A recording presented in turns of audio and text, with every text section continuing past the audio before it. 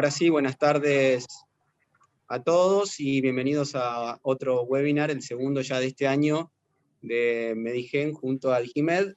Y muchas gracias otra vez por hacerse el tiempo y conectarse y retomar este hábito que dejamos, bueno, en el primer año de pandemia y lo estamos retomando en este segundo año de pandemia y que nos permite mantenernos conectados, vinculados, compartiendo experiencias, conocimiento. Seguimos con lo que sería la segunda parte del taller multidisciplinario de alteraciones vasculares cerebrales fetales y del recién nacido. Aprovecho para contarles, Digimed es una empresa que hace 28 años que está en el área de ultrasonido y hace ya 15 años que somos representantes oficiales de la marca Mindray en la línea de ultrasonido para la Argentina.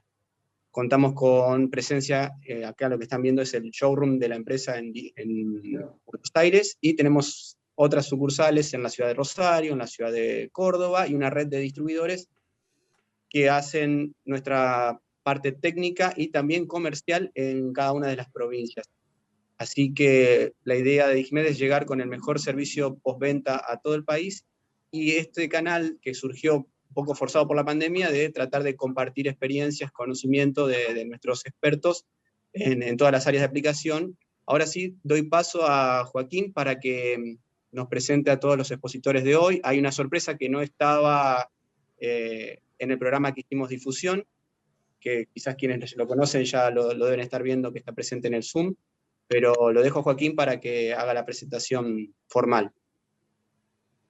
Bueno, muchas gracias, Gustavo.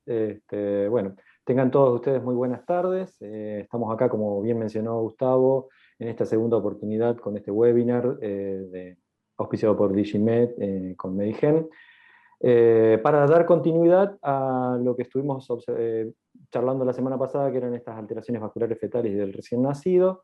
En esta segunda parte, bueno, tenemos a los expositores que son los doctores José de Arimatea, Gustavo Sánchez, que son neurocirujanos pediátricos, y la doctora Karina Gumpel, hematóloga de nuestra ciudad aquí de Rosario, y especialista en la parte de los embarazos, hematología de embarazo. Y bueno, la sorpresa que nos mencionaba Gustavo es contar con la presencia del doctor Alberto Sosa Olavarría, ¿sí? Un reconocido profesional en nuestra área, en nuestra disciplina, en lo que es la medicina fetal, desde Venezuela, y bueno, muy reconocido en toda Latinoamérica, que él lo que nos va a aportar en este momento es una pequeña, unos pequeños comentarios con respecto a la primera parte, ya que no tuvimos el tiempo suficiente, y bueno, comentar sobre algunos casos que también muestran en su haber particular de algunas alteraciones vasculares que no tuvimos lugar a mencionar en la primera parte. Nuestros auspiciantes, que son los que nos vienen dando el apoyo, tanto todo el año pasado como en esta primera parte que fue la semana pasada, dar un agradecimiento al Colegio de Médicos de la provincia de Santa Fe, de la segunda circunscripción, que sigue contando con el reconocimiento para aquellos matriculados en esta circunscripción de un puntaje que se otorga a los médicos que presencien, que participen en estas jornadas de webinar. También vamos a dar un agradecimiento a la carrera de posgrado de Ginecología Obstetricia de la Facultad de Ciencias Médicas de la Universidad Nacional de Rosario, a nuestro Centro de Estudios Perinatológicos, el CREP, a la Sociedad de Ultrasonografía, SAEU, a CIADTP, las otras sociedades, y también a la Sociedad de Diagnóstico por Imágenes y Terapia Radiante de Rosario, y también querer agradecer por el auspicio, por la difusión, a SOGIR, nuestra Sociedad de Ginecología y Obstetricia de Rosario, y a la Red de Medicina Argentina de Medicina Fetal, y también a la Sociedad Argentina de Pediatría, filial Rosario, que nos ayudan con la difusión de todos estos webinars. Muchas gracias para ellos, y ahora sí, damos inicio a la parte del doctor Sosa Olavarría. Muy bien, mi palabra de agradecimiento para participar con ustedes en esta labor educativa sumamente importante, que tiene como objetivo fundamental el de llegarle a todos nuestros colegas con nuestras experiencias y sobre todo esperando pues que le sirva de ayuda en su ejercicio profesional. Hablar del sistema nervioso central para mí es obligatorio rendirle un tributo al doctor Santiago Ramón y Cajal, Premio Nobel de Medicina que compartió con Camilo Golgi, y fue realmente un extraordinario científico que cada vez que se habla del sistema nervioso central, su estructura, su desarrollo, está presente don Santiago Ramón y Cajal. Me voy a permitir señalarle a ustedes que el tema que han escogido pareciera que no tiene popularidad en el sentido de las publicaciones de trabajo. Si nosotros entramos en la librería PubMed, ¿no?, y colocamos estas palabras clave que tienen más o menos el título parecido al del webinar, ¿no?, encontramos 13 trabajos, ¿no? Esto ya de por sí significa que estamos enfrentando una patología de muy baja frecuencia. Sin embargo, en ese banco bibliográfico encontramos este trabajo que yo lo recomiendo ampliamente. Está publicado con fecha del 2021. Es una interesante revisión que complementa mucho de los conocimientos básicos que tenemos y nos traslada hasta los tiempos actuales, hasta inclusive con las medidas terapéuticas disponibles en el momento actual. Escuchamos a Miguel hablarnos de la patogénesis de las malformaciones del sistema nervioso central, y yo lo único que agregaría es que algunas clasificaciones nos hablan de patologías no hereditarias y las hereditarias, que son poco conocidas, pero que si uno revisa bien la bibliografía, se comienzan a encontrar marcadores que están siendo utilizados inclusive para la diferenciación y el origen de algunas de ellas. Existen algunos casos familiares de herencia autosómica dominante, ¿no?, como son los casos de las malformaciones cavernosas, la telangiectasia hemorrágica hereditaria y la malformación capilar arteriovenosa.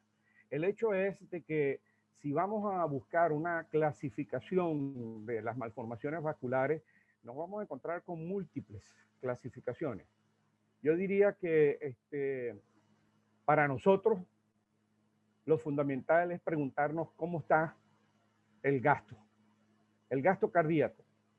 ¿Es una malformación de alto gasto o de bajo gasto? Ya lo vamos a tratar de responder. Pero el hecho es que podemos clasificarla en malformaciones arteriales, como pueden ser, por ejemplo, las aneurismas, el síndrome de Moya-Moya, anomalías morfológicas de las arterias, tales como el tronco carotidio común, la persistencia de arterias embrionarias, agenesia de arterias cerebrales principales, la agenesia de una o ambas carótidas nos llevan a casos tan graves como la hidranencefalia. Otras serían las arteriovenosas, que son las que dentro de lo infrecuente son las que con más regularidad podemos enfrentarnos, sobre todo los que estamos en centros de referencia. Dentro de esta está el aneurisma de la vena Galeno, que la consideró Miguel Ariel, que dicho sea de paso, en un solo día creo que reportó 2 casos, ¿no? Los shunt arteriovenosos durales, las malformaciones arteriovenosas y la fístula carotidio cavernosa estarían incluidas dentro de estas malformaciones de las arterias arteriovenosas, perdón. Las venosas, los cavernomas, los angiomas venosas, las malformaciones de los senos venosos, que a veces la pasamos por alto, la asociación, por ejemplo, de algunas de estas malformaciones con aumento en el líquido cefalorraquídeo como acompañante o concomitante, como algunos casos del sinus pericrani, el síndrome de Dandy-Walker, el Sturge-Weber-Dimitri, que pudieran ser pues otras de las patologías que podemos sospechar su existencia durante la vida intrauterina, para luego enfocarnos en las anomalías capilares. Indudablemente que todos estamos conscientes de que el diagnóstico confirma. Nosotros lo sospechamos, como conocedores de la neuroanatomía normal y patológica, tanto de la arquitectura cerebral como la distribución de los vasos. Sospechamos la existencia de la malformación, pero queda en manos de los expertos, ¿no? la confirmación. Y la mayoría de los autores coinciden que hoy en día la técnica estándar o la técnica de oro es la angiografía por sustracción digital. Sin embargo, para nosotros la ultrasonografía en todas sus variantes, incluyendo el angiodoppler, el Doppler pulsado, nos ayuda mucho en la etapa antenatal. Muy bien. Y bueno, para los genetistas está el hecho de que cada día aparecen más marcadores moleculares que permiten identificar y discriminar entre los diferentes tipos de malformaciones. Muy bien, entonces nosotros simplemente la ubicamos a veces dentro de todo el complejo de lesiones de ocupación de espacio que podemos encontrar al evaluar la anatomía del cráneo fetal desde etapas muy tempranas. Podemos, inclusive tenemos un trabajo publicado que lo conocen la mayoría de los obstetras, que fue coordinado por el doctor Luis Díaz Guerrero, que es la agenesia de la arteria pericallosa en casos en los cuales sospechamos que puede existir una agenesia del cuerpo calloso, que saben ustedes que aparece alrededor más o menos de las 20 semanas, pero a 11, 14 semanas la agenesia de la arteria pericallosa es una anomalía vascular que apunta hacia el diagnóstico o la sospecha diagnóstica de agenesia del cuerpo calloso. Bien, ahora bien, todas esas malformaciones vasculares están vinculadas a todos esos procesos que ustedes ven allí. Ellas pueden parecernos quistes aracnoideos, pueden llevarnos a una hidrocefalia, pueden confundirnos con tumores o acompañar tumores. Un craniofaringioma tiene una patología vascular muy característica de los tumores malignos. Pueden conducir a la aparición de hemorragias, pueden sangrar in útero o provocar lesiones de destrucción en el parenquima cerebral y llevarnos a una porencefalia, una esquisencefalia, una hidranencefalia, en fin, toda esa patología pueden estar presentes y tener como punto de origen una malformación arteriovenosa. La localización ha sido descrita en amplios estudios anatomopatológicos, sobre todo en autopsias de adultos, parietales, frontales, temporales, occipitales, cerebelosas, del tallo cerebral, intraventriculares y otras más raras. Y les decía que una de las clasificaciones que más nos llama la atención a nosotros está publicada en el trabajo de Sabayán y colaboradores 2021, es aquella clasificación que divide estas anomalías de acuerdo al flujo sanguíneo que puede ser evaluado por nosotros desde el punto de vista ultrasonográfico. Las anomalías de alto flujo son las que peor pronóstico tienen y son aquellas que están vinculadas con las arterias o tienen un patrón mixto arteriovenoso. Mientras que las venosas por lo general y las capilares tienen un bajo flujo, y eso que traduce que estas que están acá de alto flujo pueden repercutir en la hemodinamia fetal, provocando una sobrecarga de trabajo ventricular, llevar al feto a una insuficiencia cardíaca congestiva e inclusive a un hidrops y muerte intrauterina.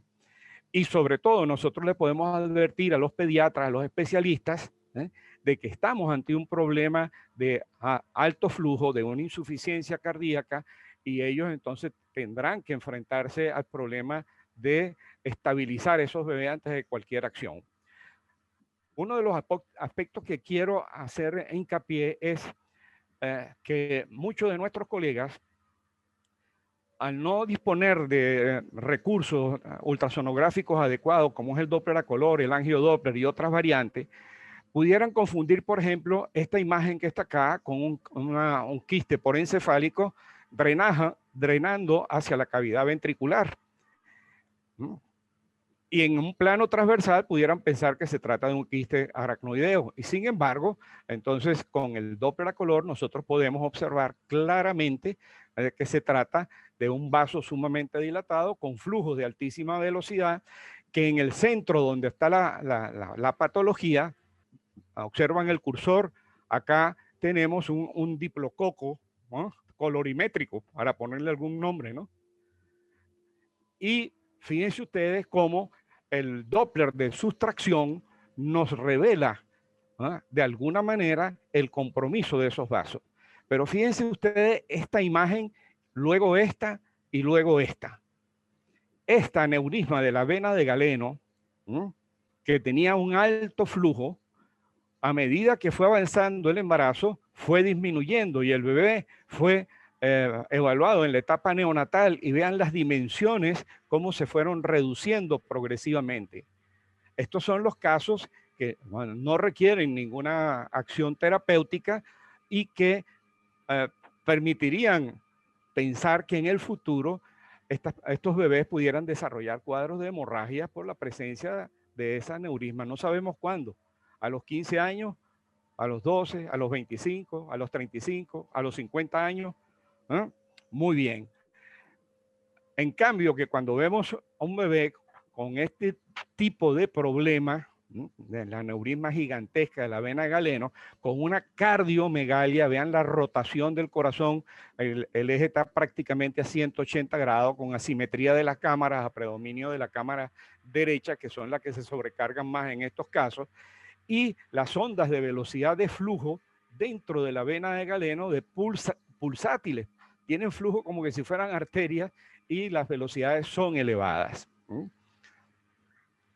Este caso, estudiado con uno de mis colegas, el doctor Pérez Canto, en la etapa neonatal presentó una insuficiencia cardíaca refractaria a todo tratamiento. Los cardiólogos prácticamente se volvieron locos para tratar de corregir el problema de la insuficiencia cardíaca por el gasto elevado. Noten ustedes inclusive la maraña de malformaciones vasculares. Bueno, y el bebé muere en insuficiencia cardíaca apenas 72 horas de nacido. Y vean este otro caso. Pueden observar ustedes acá la presencia ya de lesiones en el parenquima cerebral.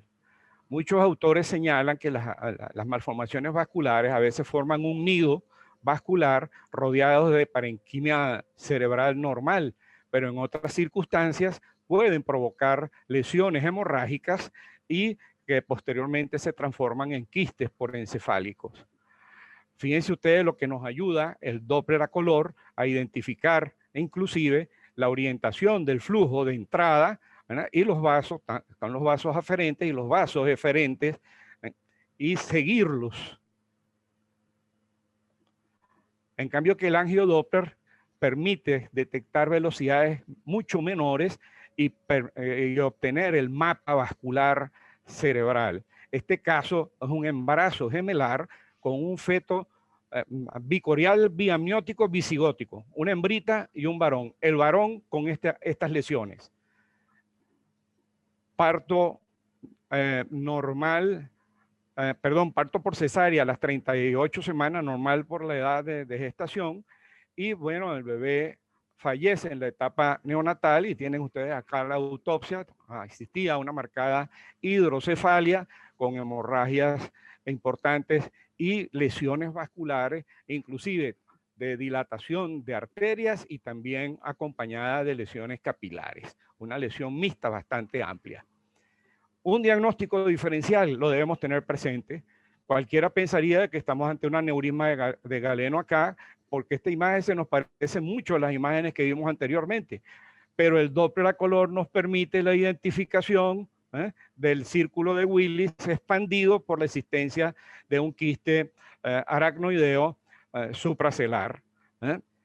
Ondas de velocidad de flujo en la arteria cerebral media normales, y en la etapa neonatal se puede confirmar entonces mediante la técnica imagenológica pues la presencia de ese quiste aracnoideo. La enfermedad de Moyamoya es una enfermedad también conocida como la nube, por la complejidad de la anomalía vascular, que a veces forma un verdadero ovillo, tal cual como se ve acá. Y les voy a relatar este caso, donde nos lo remite el doctor Eulolio Álvarez Moya, y el doctor Taylor hizo el embolismo posteriormente. Vean acá, él nos lo remite como una posible hemorragia intracerebral que desplaza totalmente al hemisferio, una hemorragia epidural provocada por un fenómeno hipóxico. Cuando encendemos el Doppler a color nos damos cuenta de que existe una zona anecoica o econegativa rodeada de vasos, y que la arquitectura, por lo menos de la arteria pericallosa y sus ramas, tenían una distribución más o menos normal. Aquí vemos con el angiodoppler, cómo los vasos rodean la imagen anecoica que desplaza al parenquima cerebral. La arteria cerebral media con una velocidad normal, pero a nivel de las venas, flujo pulsatilizado de alta velocidad que, acompañado de una cardiomegalia con hipertrofia del músculo cardíaco y discreto derrame pericárdico, nos lleva a pensar pues de que se trata de una anomalía de alto flujo. Y en base a los trabajos del profesor Jean-Claude Furon y de la importancia que tiene la evaluación del istmo de la aorta en los casos de hipoxia intrauterina, crecimiento fetal retardado y algunas malformaciones, pues tiene hasta utilidad para saber si un defecto del septum interventricular es restrictivo o no restrictivo. Bueno, en este caso, lo que llama poderosamente la atención en el istmo de la aorta es la reversa durante el periodo diastólico, entre cada pico sistólico, una reversa en la diástole. Esto significa simplemente de que en el territorio cerebral las resistencias son sumamente bajas. Hay una vasodilatación, quizá por el shunt arteriovenoso, hay una vasodilatación importantísima que hace que el flujo que sale del istmo de la aorta, que normalmente se distribuye fundamentalmente hacia la carcasa del feto y hacia la placenta, en estos casos comienza a regurgitar porque la resistencia en el cerebro es menor que la resistencia infraísmica. Y entonces esa regurgitación nos dice que hay una insuficiencia cardíaca grave con una vasodilatación. Y sin embargo, en las demás arterias no hay, y en el ductus venoso no hay manifestaciones de la existencia de ese importante reflujo. Así que el Doppler nos ayuda también a resolver y orientar estos casos. Vean ustedes las imágenes de este recién nacido con el componente arterial y componente venoso. Impresionante la lesión ocasionada, inclusive existía un drenaje que nosotros no pudimos ver con el angiodoppler ni el power doppler, como la presencia de un seno falciforme drenando hacia el seno longitudinal superior. Y bueno, las imágenes del estándar de oro nos muestran el ovillo vascular sumamente impresionante, con múltiples vasos aferentes y eferentes, los cuales indudablemente para el neurofisiólogo contribuye a decir, bueno, el pronóstico es pésimo. A esta pacientico, además, el estudio que se le hizo con el cateterismo reportó una estenosis, una coartación de la aorta.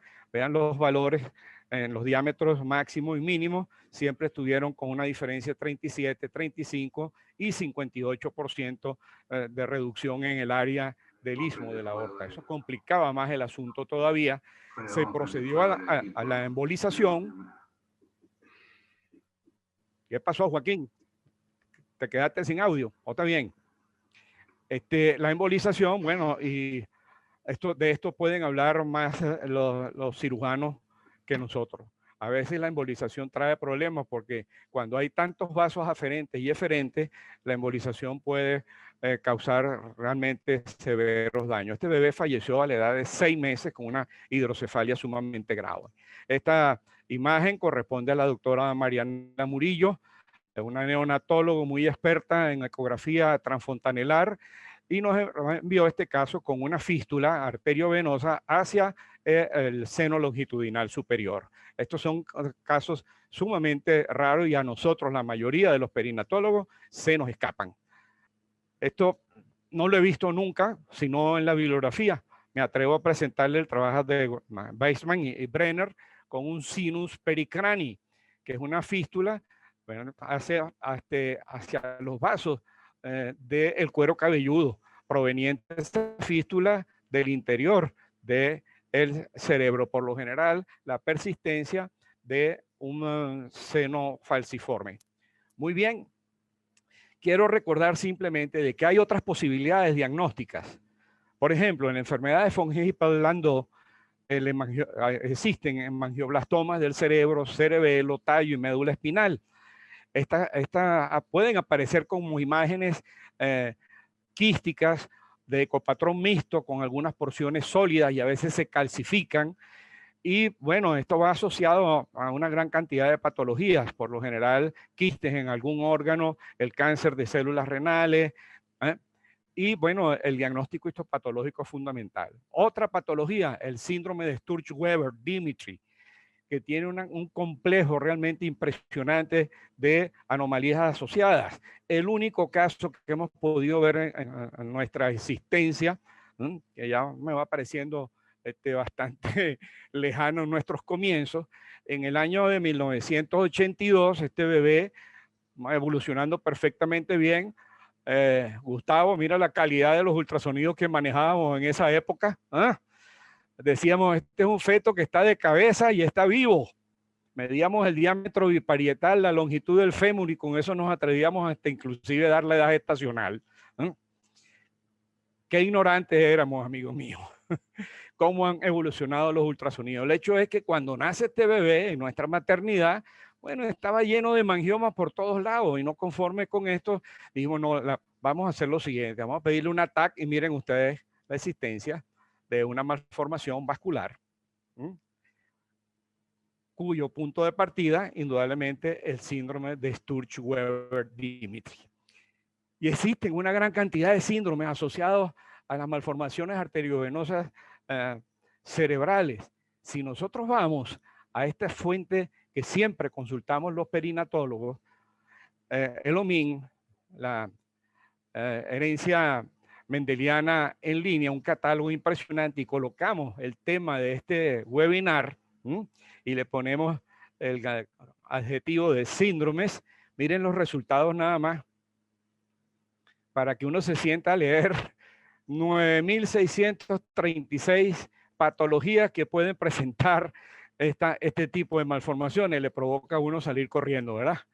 Entonces tiene uno que empezar a discriminar el tipo sobre los cuales sospecha, seleccionar unos 5 o 10 síndromes y poner en el informe perinatal el listado de diagnósticos diferenciales de la patología que creemos que estamos enfrentando, pero van a ser indudablemente los especialistas en neuroimagenología los que nos van a dar el diagnóstico definitivo. Muy bien, muchos son los países en el mundo que nosotros podemos visitar y que nos invitan a reflexionar. Por ejemplo, en Salta, yo reflexioné profundamente ante la vivencia de estar presente en las momias, las célebres momias de Salta, en ese museo que tienen allá, con una criopreservación. Y también he tenido oportunidad de reflexionar y recuperar algunos pensamientos de los grandes hombres que nos precedieron. Ahí está el Machu Picchu, ¿verdad? Ir a Perú y no intentar aproximarse a esta extraordinaria obra del Imperio Inca, bueno, es un pecado, diría yo. Y en ese momento uno piensa lo que pensaba Hipócrates. La vida es breve, la ciencia extensa, la ocasión fugaz, la experiencia insegura, el juicio difícil.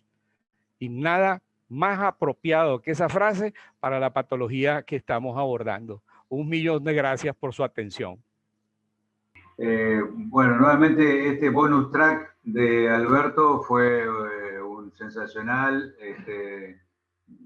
Tenemos la suerte de compartir esta amistad, este respeto por él y entonces haber tenido la posibilidad de escuchar esa magnífica exposición, que era como que era lo que faltaba para terminar de cerrar esa primera parte de anomalías estructurales, vasculares, craneales, que la verdad que, bueno, con su exposición terminó de cerrar algo realmente redondo. Muchas gracias, Alberto, por supuesto, y por los comentarios, por aceptar. Para nosotros es un gran honor, como ya lo sabéis. Para algunas personas de lo que están, la mayoría de ustedes, por supuesto, ya lo conocen, pero para quienes no lo conocían, habrán podido apreciar la magnitud de sus conocimientos y su gran posibilidad, su gran destreza expositora. Bueno, nosotros vamos a seguir con la dinámica de taller, que era como estaba expuesto, como yo primero lo había pensado. Separamos en dos partes esta presentación, un poco porque no podíamos dar todas las anomalías, la habíamos dividido en anomalías estructurales vasculares, como fue la primera parte, y cerrando y finalizando, como dije, con el doctor Sosa. Y vamos a continuar con algunas de las alteraciones que, como ya verán, tienen otro origen dentro de u otra secuencia, lo que conlleva otros pronósticos, etc.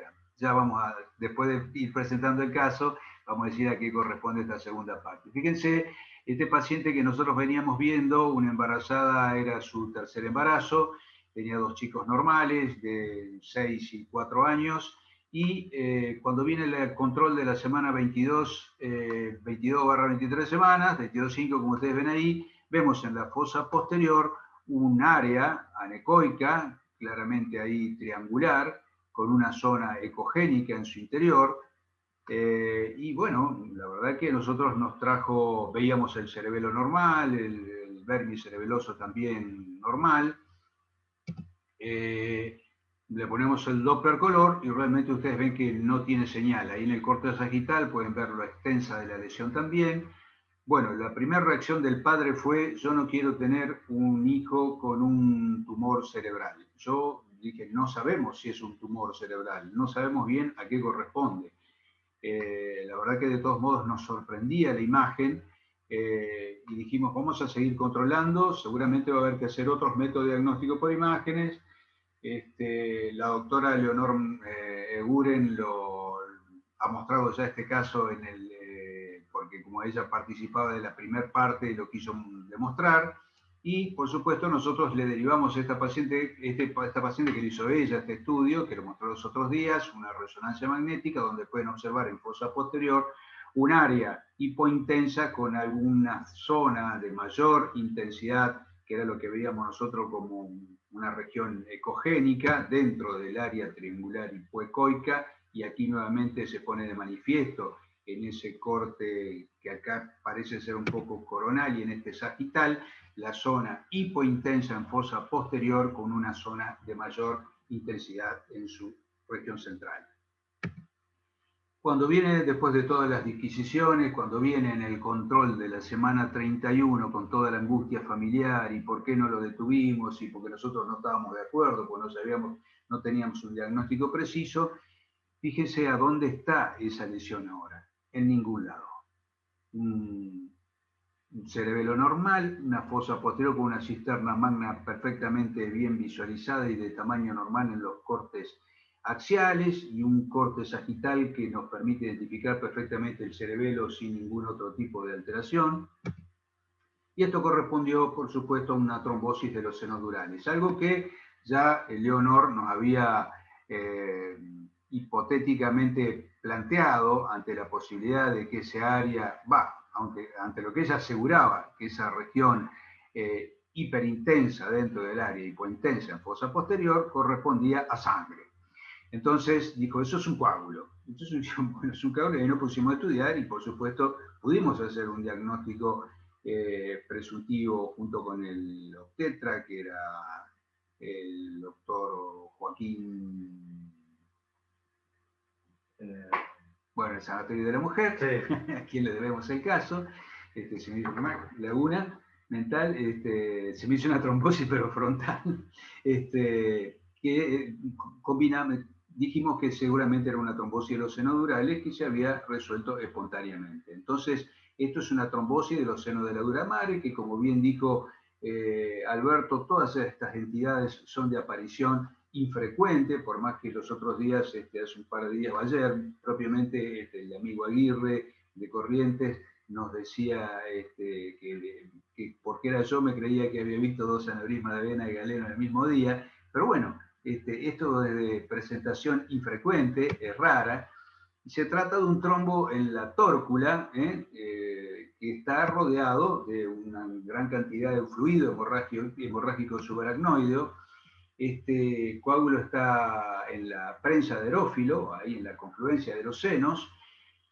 Habitualmente no causa ningún tipo de sintomatología y lo más frecuente en los casos reportados es que no traiga consecuencias clínicas posteriores con un outcome normal, inofensivo, pero en algunas oportunidades también se ha descrito que ese trombo se podría extender dentro del seno recto hacia la vena cerebral magna y provocar, por supuesto, una alteración del tejido cerebral adyacente, con edema y eventualmente alteración vascular que conduce a un infarto cortical o lo que fuere. No voy a hablar de factores predisponentes que sean descritos porque para eso va a estar la doctora Karina Gumpel, pero seguramente coagulopatías pueden tener alguna incidencia en todos estos fenómenos trombóticos venosos, como también vamos a ver en algunos accidentes cerebrovasculares de tipo hemorrágico, y probablemente hasta también haya algún tipo de relación con alteraciones isquémicas que son dentro de las alteraciones o de las ACV fetales, accidentes cerebrovasculares fetales, que de eso se trataba esta segunda parte, donde la coagulopatía tiene una incidencia que va a describir Karina.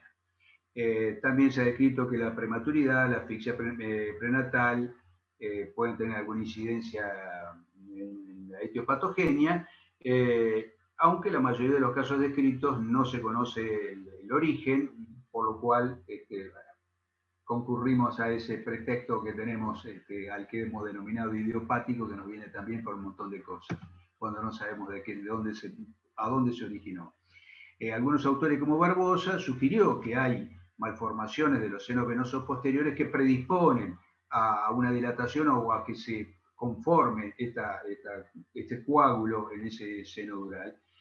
Desde el punto de vista ecográfico, como bien lo han visto ustedes, hay una zona anecoica triangular en la fosa posterior, que es el seno sagital superior dilatado, que puede o no tener esas áreas, como en nuestro caso que vimos hiperecogénico, que es un coágulo. Por supuesto, la ecografía transvaginal, la neurosonografía puede ser de utilidad siempre y cuando el feto esté encefálica. El Doppler color, por supuesto, no hace, como vieron ustedes, lo utilizamos, lo empleamos. Aquí no mostró vascularización, pero puede mostrar la relación con otras estructuras vasculares cerebrales y a veces puede ver en algunos senos adyacentes dilatados mostrar la arquitectura vascular perfectamente.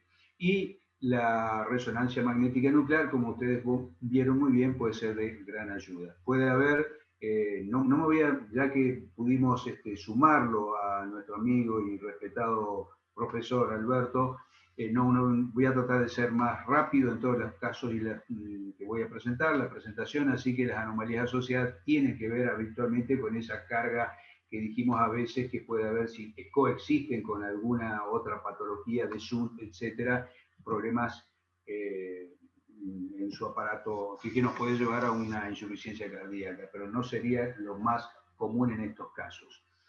¿Por qué lo vemos tan infrecuentemente también? Probablemente porque esto en los trabajos dice que una causa de subdiagnóstico es que los padres deciden interrumpir el embarazo porque lo primero que se ha descrito en muchos casos, sobre todo en los tiempos cuando se tenía menor información y no todo esto que está publicado como mostró Alberto, la cantidad de reprints y de artículos que tendríamos que estudiar que aparecen hoy en día. Cuando no teníamos tanta información, no sabíamos que eso podía ser una alteración vascular y podría ser un tumor. Entonces, en algunos lugares han decidido interrumpir ese embarazo y nos quedamos, cuando no hay necropsias fetales, en los lugares donde no se realizan habitualmente, nos quedamos sin conocer el diagnóstico.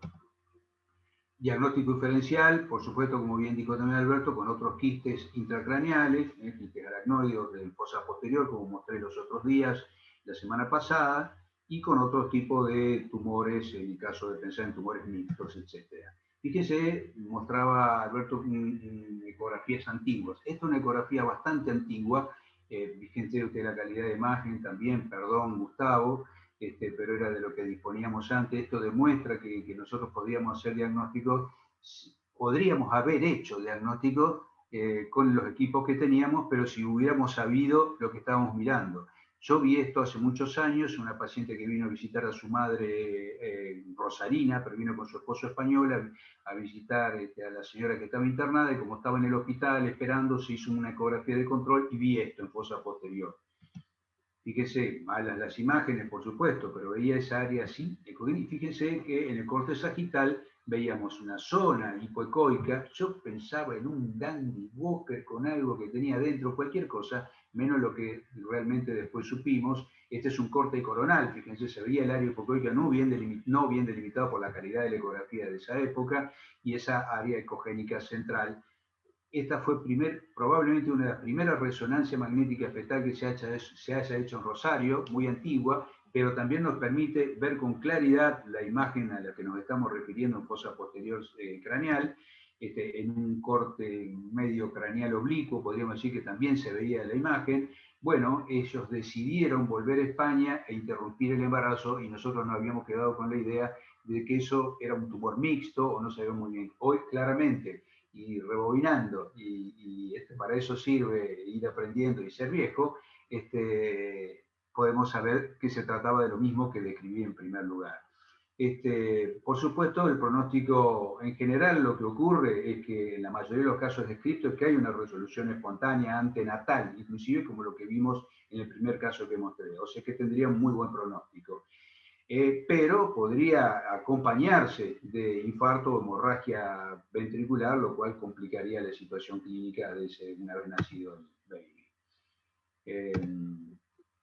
Es una afección esporádica y, por supuesto, no creemos que tenga recurrencia, aunque vimos los otros días el caso de la fístula arteriovenosa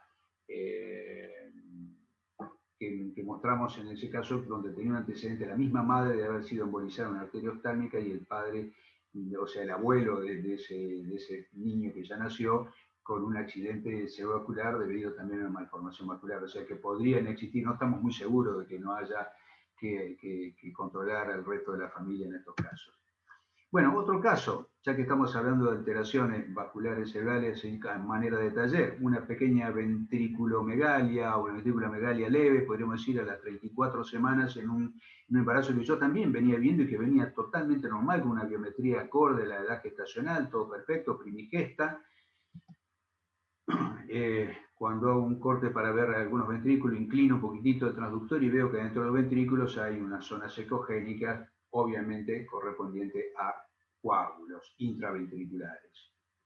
En un corte coronal, a la manera de una ecografía transfontanelar en un recién nacido, bien podríamos ver esta imagen en un prematuro, en un núcleo caudado que provoca sobreelevación del piso de ese ventrículo lateral, una lesión de aproximadamente 18 milímetros, claramente correspondiente a una hemorragia del núcleo caudado.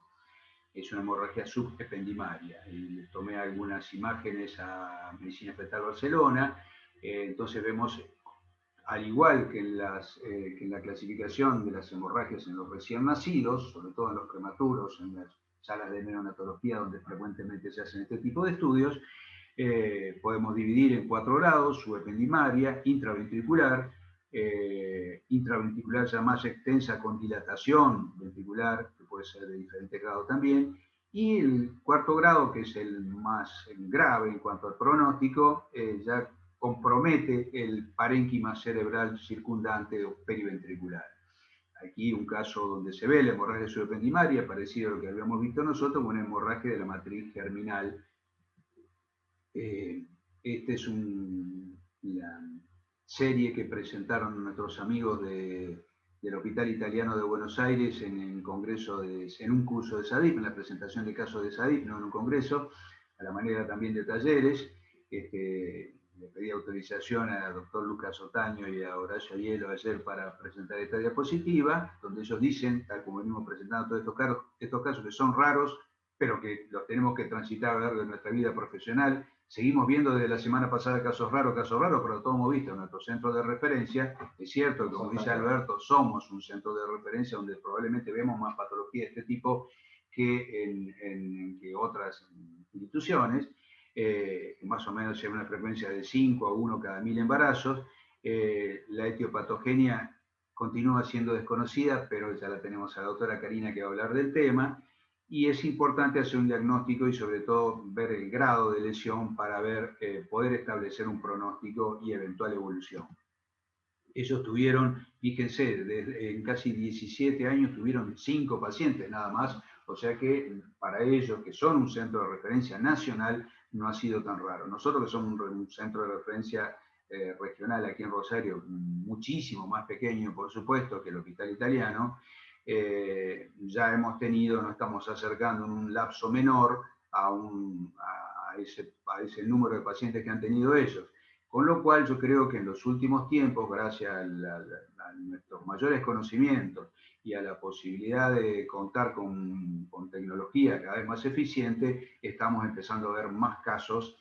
Inclusive, este título del webinar de hacer un taller multidisciplinario es porque empezamos a consultar, cuando antes no lo hacíamos, a distintos especialistas, como es el caso de los hematólogos, para tratar de determinar el origen eventual de estas lesiones.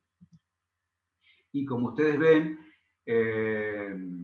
el pronóstico en general, por lo menos en el caso de casi todos los artículos que venimos viendo y leyendo de todas las presentaciones a nivel mundial, todo lo que existe en la bibliografía, el pronóstico no es generalmente muy bueno. Fíjense que de estos 5 casos, al menos uno no saben cómo evolucionó, otros 3 tuvieron una muerte neonatal, uno intraútero, 2 un intraútero y 2 perinatal, y hay uno solo que ha tenido una buena evolución, supuestamente, y era un grado, aún siendo un grado 4. Hay que ver qué son las buenas evoluciones. Entonces, entre las hemorragias teníamos esto que dijimos, la subependimaria, podemos tener una hemorragia intraparenquimatosas y también podemos evidenciar lesiones epidurales y subdurales. En los grados 3 y grado 4, como dijimos, hay que valorar la presencia de algunos signos hemorrágicos dentro de los ventrículos. Voy a apurar un poco para no detenerme, para que puedan hacer sus respectivas presentaciones los colegas. Grado 4 es el grado más importante, que provoca seguramente una gran dilatación ventricular. Ya vamos a ver por qué se produce esa dilatación ventricular en las hemorragias, y una destrucción del tejido parenquimatoso cerebral o aún inclusive cerebelar. Hay que determinar el grado de ventriculomegalia, valorar el tipo de afección parenquimatosa, otras localizaciones de hemorragia. Hay que evaluar, como bien mostró también Alberto, siempre el flujo en la arteria cerebral media y poder poner en internet, como bien nos enseñó él hace muchos años aquí, que lo hacemos en el mismo consultorio, con el sistema de Marie, y de ver que determina la posibilidad de anemia fetal. Estos grados antes de hemorragia se escribían como grados progresivos, 1, 2, 3 y 4, pero en realidad el grado 4 puede estar originado, no es una consecuencia que va evolucionando alguna de esas 3 entidades, estos 3 grados anteriores. En cuanto al pronóstico, el grado 1, el subependimario, el intraventricular, el 2 tienen buen pronóstico en general si no están asociados con alguna otra entidad que comprometa otros órganos de la economía fetal o neonatal. En el grado 3, como existe un alto grado de dilatación ventricular y una disminución del manto cortical, seguramente va a traer como consecuencia déficits neurológicos de diferente grado. Y el grado 4 tiene también una alta probabilidad de mortalidad neonatal y un desarrollo neurológico que no va a ser muy satisfactorio en la mayoría de los casos. Porque entonces, en este caso, concluyendo, una lesión hipóxico-isquémica que en el inmaduro es muy frecuente, en el recién nacido inmaduro, y eso ocurre porque las células endoteliales del tejido nervioso central a nivel del núcleo caudado son mucho contenido desde el punto de vista histopatológico, un contenido muy alto en mitocondrias. Eso requiere mucho metabolismo oxidativo y ante la menor disminución de aporte de oxígeno, como ocurre en los estados asfícticos por alteraciones durante el parto, durante el trabajo de parto o lo que fuere, se produce un fenómeno hemorrágico.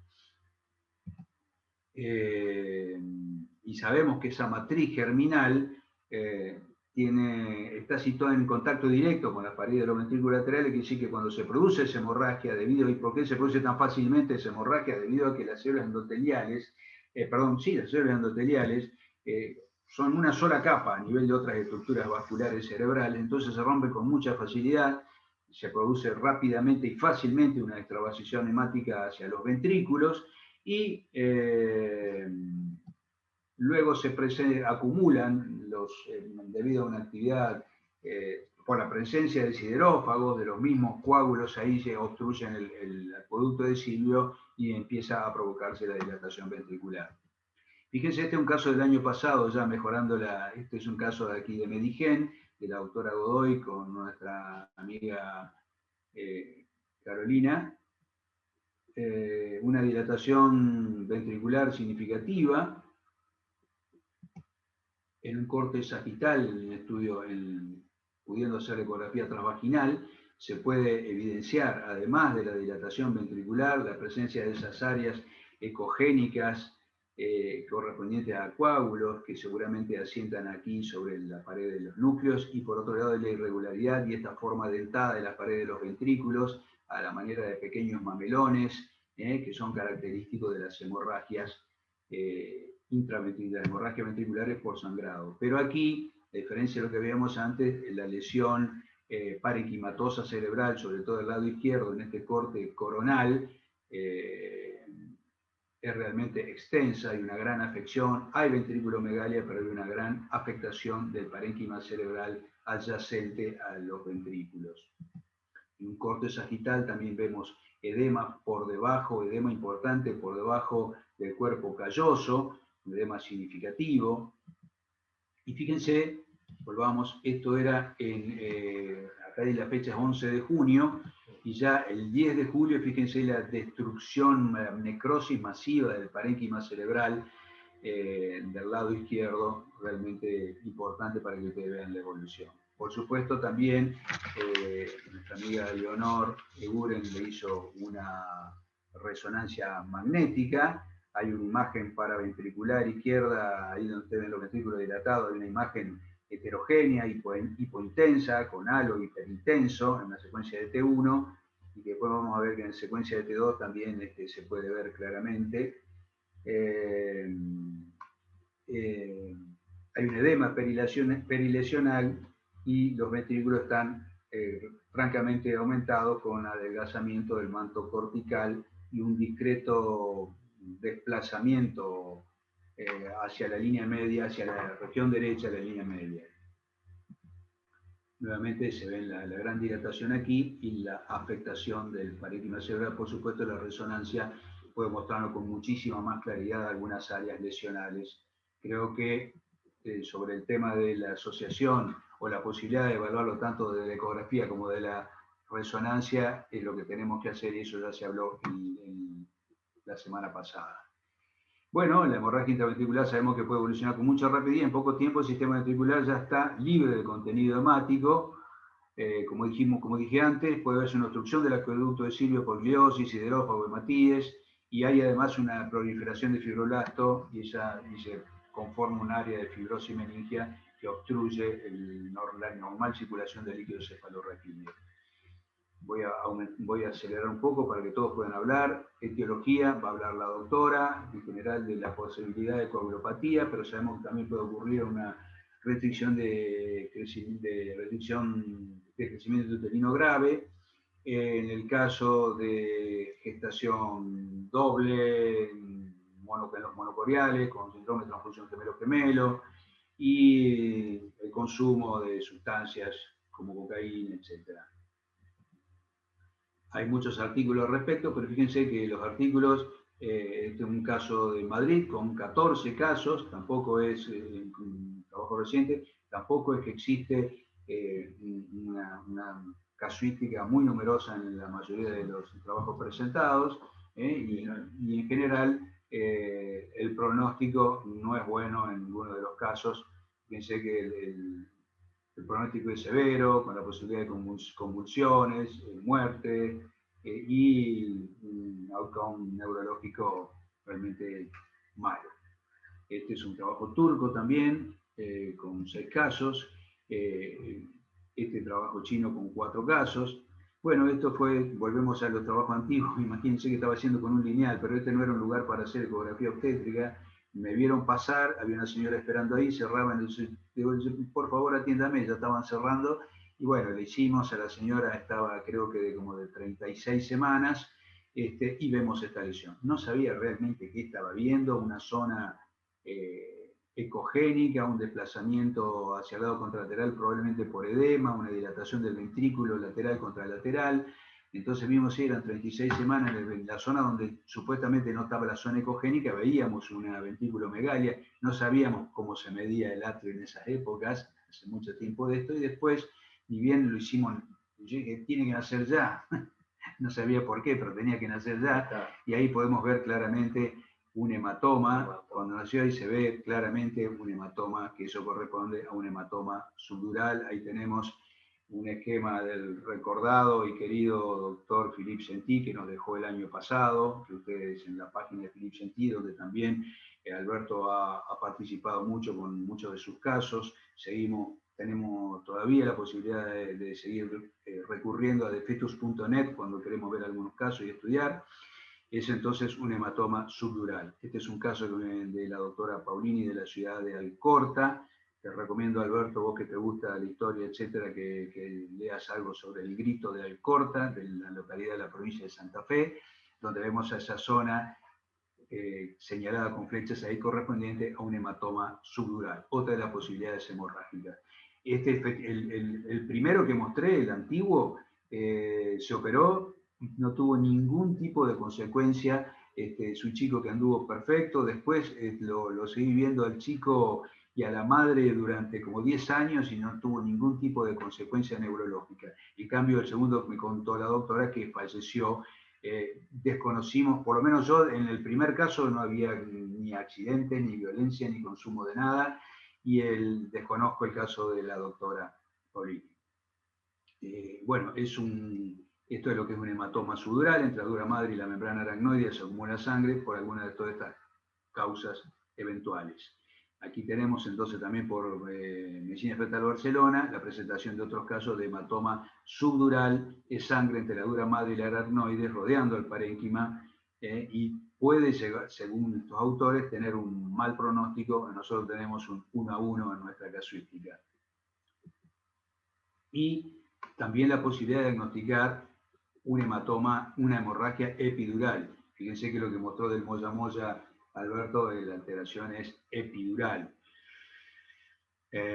No lo quiero hacer más largo, simplemente decir que cuando nosotros decimos tanto a un obstetra como a una paciente, tratamos de no decirlo tan fuerte delante de los pacientes, pero que existe la presencia de un accidente cerebrovascular fetal, prenatal, la verdad que causa muchísima impresión, porque fundamentalmente en muchos casos no sabemos las causas, en muchas veces no sabemos cómo evolucionar y cómo tiene que terminar todo. Esto, para todo lo que estuvimos hablando en las dos reuniones, en los dos talleres, vuelvo a recordar o a sugerir la lectura de este gran artículo de Sartre y Vos sobre la embriología y la anatomía, algo de anatomía o el desarrollo de la estructura vascular, ya sean arteriales o venosas.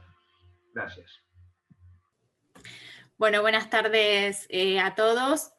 Ante todo les agradezco la invitación. Para mí, bueno, Miguel es un amigo y siempre interactuamos. Esto del trabajo multidisciplinario es parte de la rutina del día a día.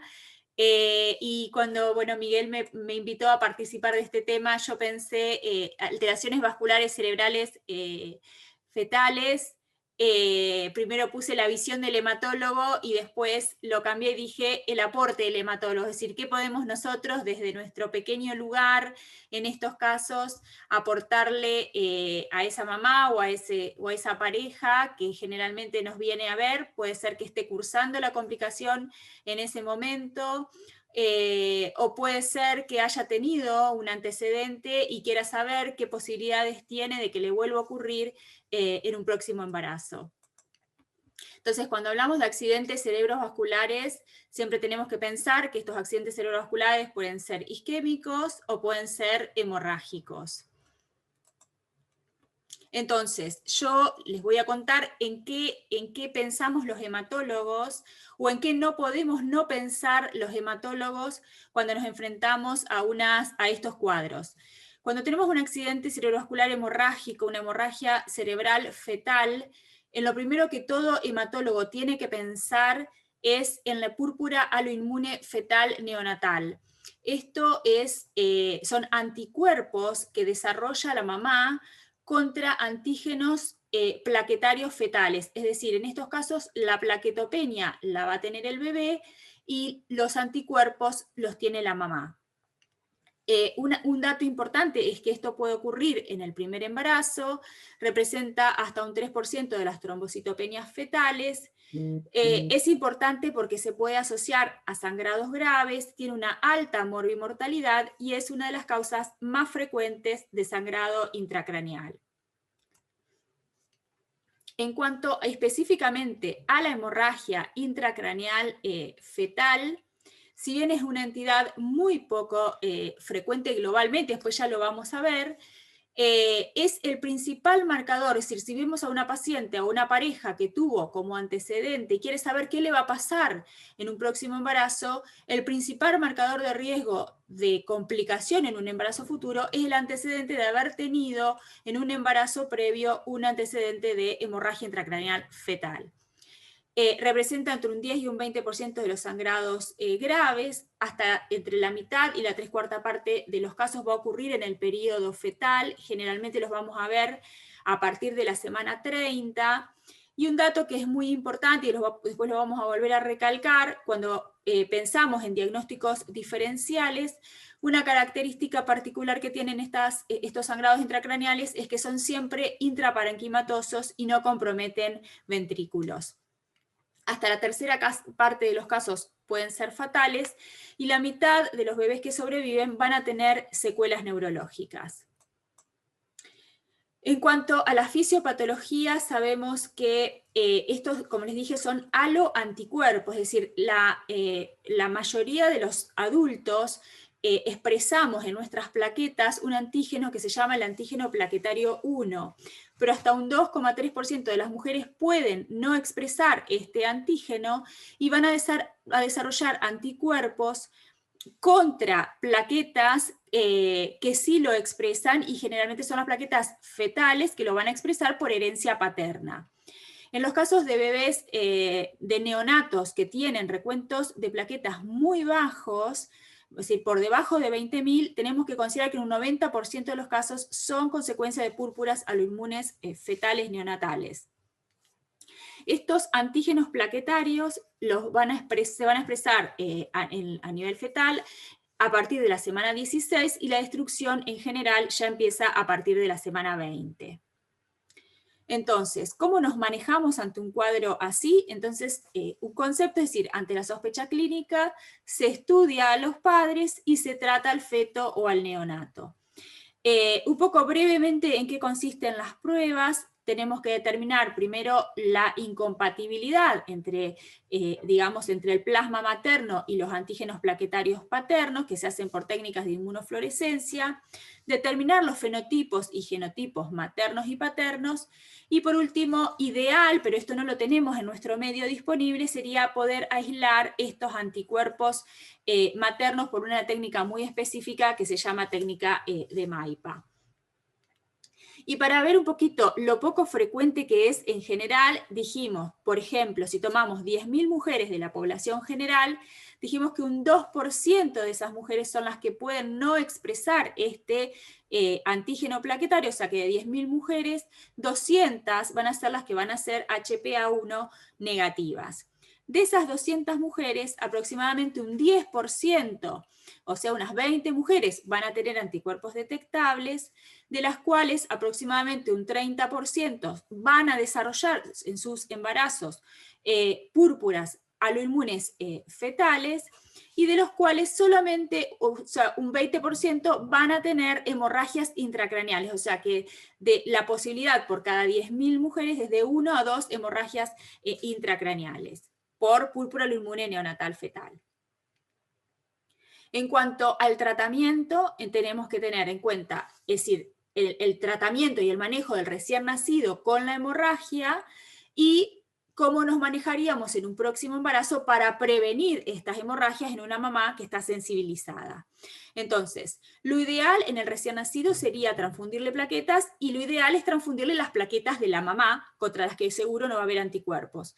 Pero también se pueden transfundir plaquetas de multidonantes irradiadas y desleucocitadas, o sea, filtradas.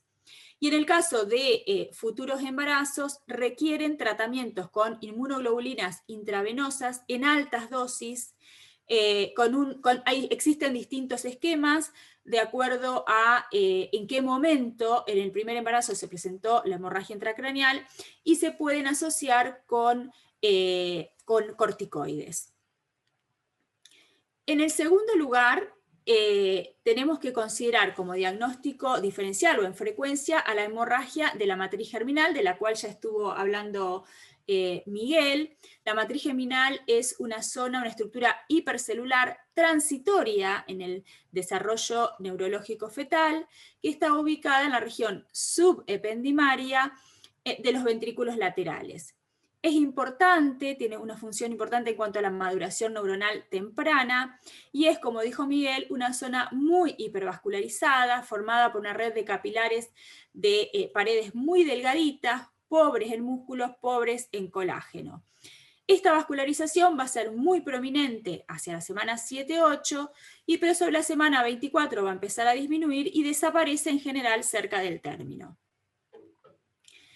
En cuanto a la incidencia, es de aproximadamente 1 en 5 cada 10.000 embarazos. Existen distintos grados, que también Miguel los mencionó.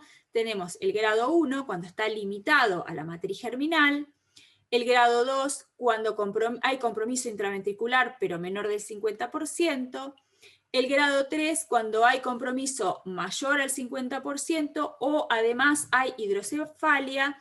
Y el grado 4, cuando hay extensión a parénquima, pudiendo por la misma congestión que esto genera, terminar generando un infarto hemorrágico periventricular.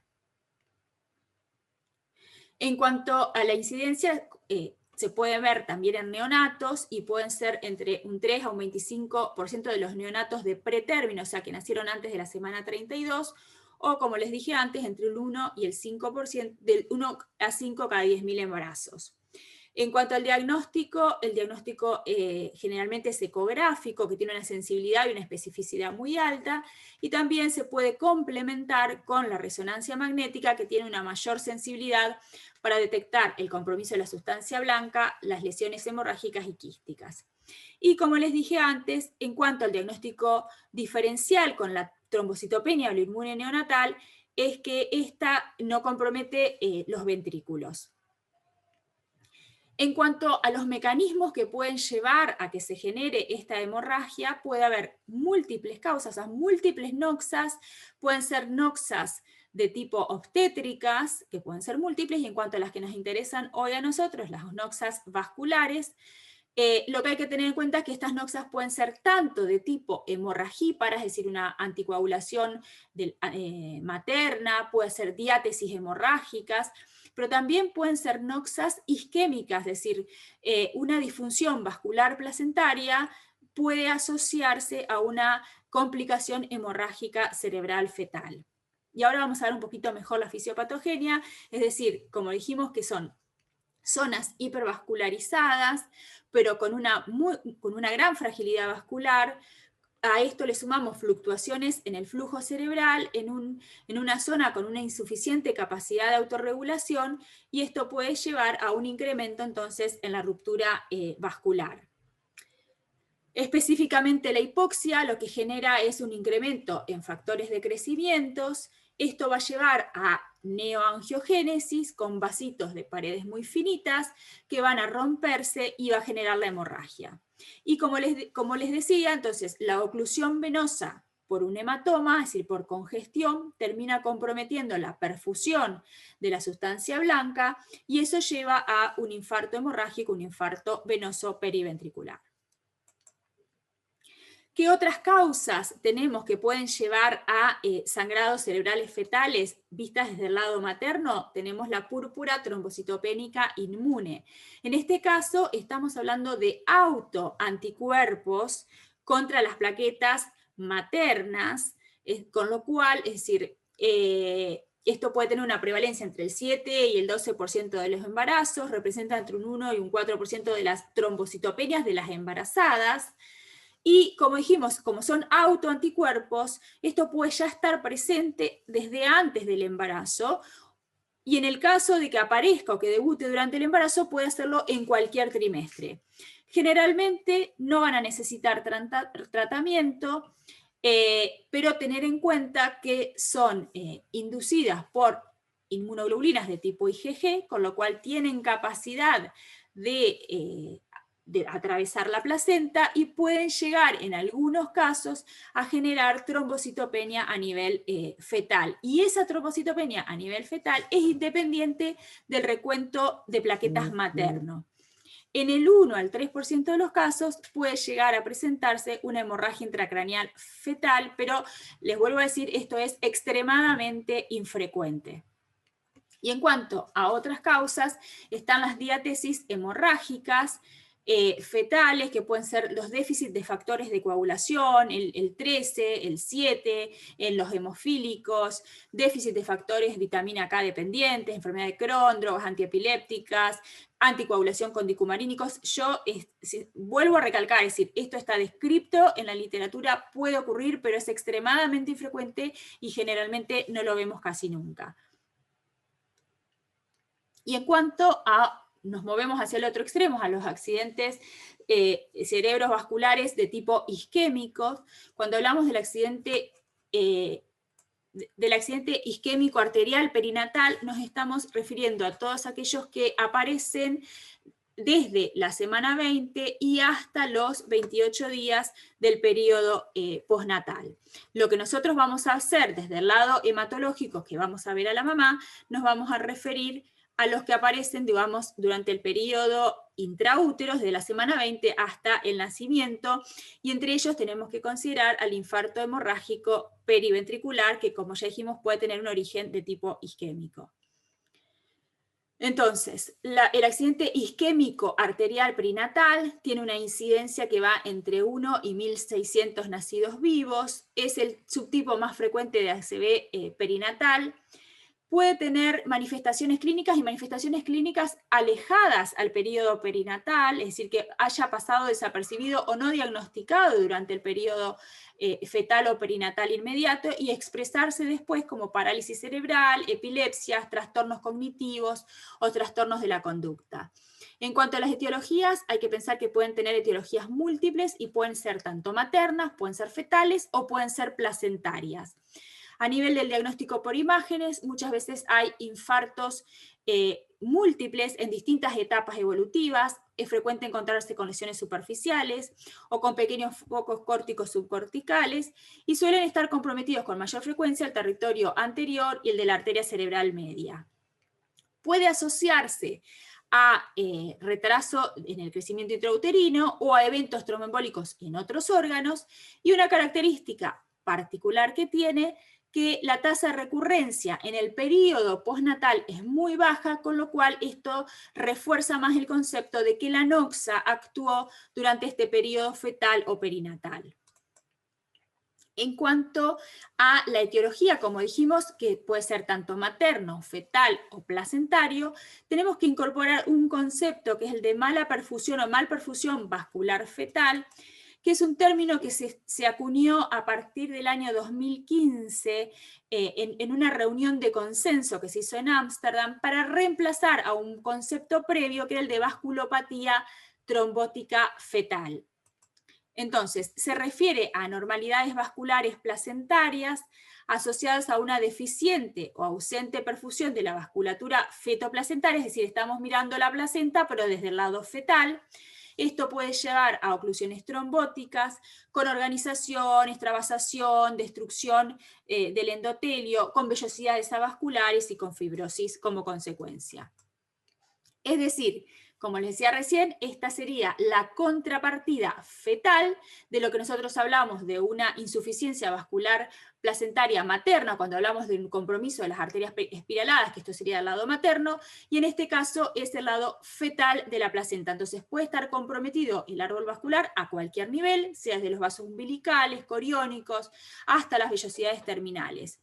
¿Y de qué manera esta mala circulación a nivel, o este compromiso vascular fetal, puede llegar a generar una ACV a nivel, un accidente cerebrovascular a nivel cerebral fetal?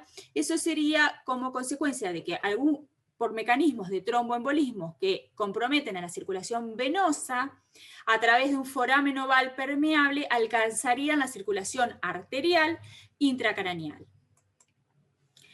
¿Qué otras manifestaciones o qué otras entidades podemos tener en cuenta desde la hematología? Tenemos los anticuerpos antifosfolípidos, que sabemos que puede haber pasaje transplacentario. Clásicamente, y muy brevemente, el síndrome antifosfolípido se define por la presencia de anticuerpos, anticariolipinas IgG o IgM y anticuerpos antibeta-2 glicoproteínas en IgG o IgM en títulos moderados o altos, o la presencia de un inhibidor lúpico asociado ya sea a trombosis arteriales, trombosis venosas o a complicaciones obstétricas. ¿Qué pasa con estos anticuerpos? O sea, ¿qué rol pueden tener si hay o no hay pasaje transplacentario de estos anticuerpos al bebé? En un trabajo, en un estudio prospectivo que se hizo, que se evaluaron 38 mujeres, de las cuales 17 tenían un SAF primario y 21 un SAF secundario, de ellos eran 39 niños, se vio que 16 del 41% de los niños tenían, que representaba, perdón, el 41% de los niños tenía anticuerpos antifosfolípidos positivos, y a los 6 meses solamente de estos que eran positivos, solamente un 37% persistían positivos. Sin embargo, no hubo ningún caso de trombosis neonatal. Con lo cual, el mensaje es que no está indicado estudiar la trombofilia en los casos de accidentes cerebrovasculares isquémicos neonatales. Sí, les quiero mostrar los aislados reportes que existen de anticuerpos antifosfolípidos por pasaje transplacentario y algunas complicaciones que fueron descritas, pero siempre son casos muy esporádicos descritos en la literatura. Y por último, nada, recalcar que esto es un trabajo en equipo, es multidisciplinario, donde cada uno aporta su pieza a estos casos que son generalmente extremadamente complejos. Bueno, muchas gracias y seguimos. Genial, muy bueno, Karina. Excelente. Bueno, seguimos ahora con la parte de neurocirugía. Bueno, buenas noches a todos. Gracias nuevamente por la invitación. ¿Ahí estoy compartiendo o todavía no? Sí, estás compartiendo. Estoy compartiendo. Ahí está, bueno, perfecto. Ahí está. Vamos a intentar hacer breves por dos motivos. Primero, porque ya es tarde y deben estar todos un poco cansados. Y segundo, porque gran parte de la charla, lo bueno de hablar último es que gran parte de la charla ya se dio, así que no vamos a incurrir ya sobre lo hablado. Bueno, respecto al sangrado en recién nacidos, ya sea pretérmino o a término, lo que es importante en todos estos años es que lo que se ha reportado es la gran morbilidad que genera en el crecimiento del chico y la mortalidad que sigue siendo alta aún después de todos los avances que hay desde el punto de vista neonatológico y desde el diagnóstico rápido y temprano. Las diferentes formas de sangrado, obviamente, encontramos hematomas subdurales, intracerebrales, hemorragias subaracnoides, intraventriculares, que es lo más frecuente en el caso de los prematuros, hematomas extradurales. Se presentan generalmente por convulsiones, asociado posteriormente, obviamente, al sangrado de la hidrocefalia, al aumento del perímetro cefálico, la macrocefalia y los déficits neurológicos, ¿no es cierto? Y obviamente todo lo que está asociado a la asfixia y a un agarro bajo tiene malos resultados. Como había dicho la doctora Gumbel, bueno, más o menos con respecto a las alteraciones hematológicas no vamos a hablar, y las alteraciones placentarias las describió muy bien, son una gran parte de los hallazgos de los accidentes cerebrovasculares isquémicos perinatales. Es verdad que muchos no se diagnostican a tiempo y algunos pasan desapercibidos. La misma estadística de 1 cada 1.600 nacimientos vivos puede tener esta alteración, y nosotros nos encontramos posteriormente con el mal desarrollo de los chicos, con alteraciones en lo que son la adquisición de pautas neurológicas, y hay que tener en cuenta que todo lo que afecta el área periventricular, ¿no es cierto?, que termina generando una leucomalacia periventricular, va a generar a posterior, aparte de trastornos en el neurodesarrollo, el desarrollo de espasticidad. Muchos de los chicos prematuros que encontramos con el paso del tiempo y alteración de los reflejos, con hiperreflexia, babisquia, una marcha alterada, tienen esta espasticidad producto de haber tenido una injuria al nacimiento, y que muchas veces, a veces pasa desapercibida o a veces es diagnosticada, pero bueno, por alteraciones en el tratamiento no se puede abordar en forma integral, como es lo importante de todo esto.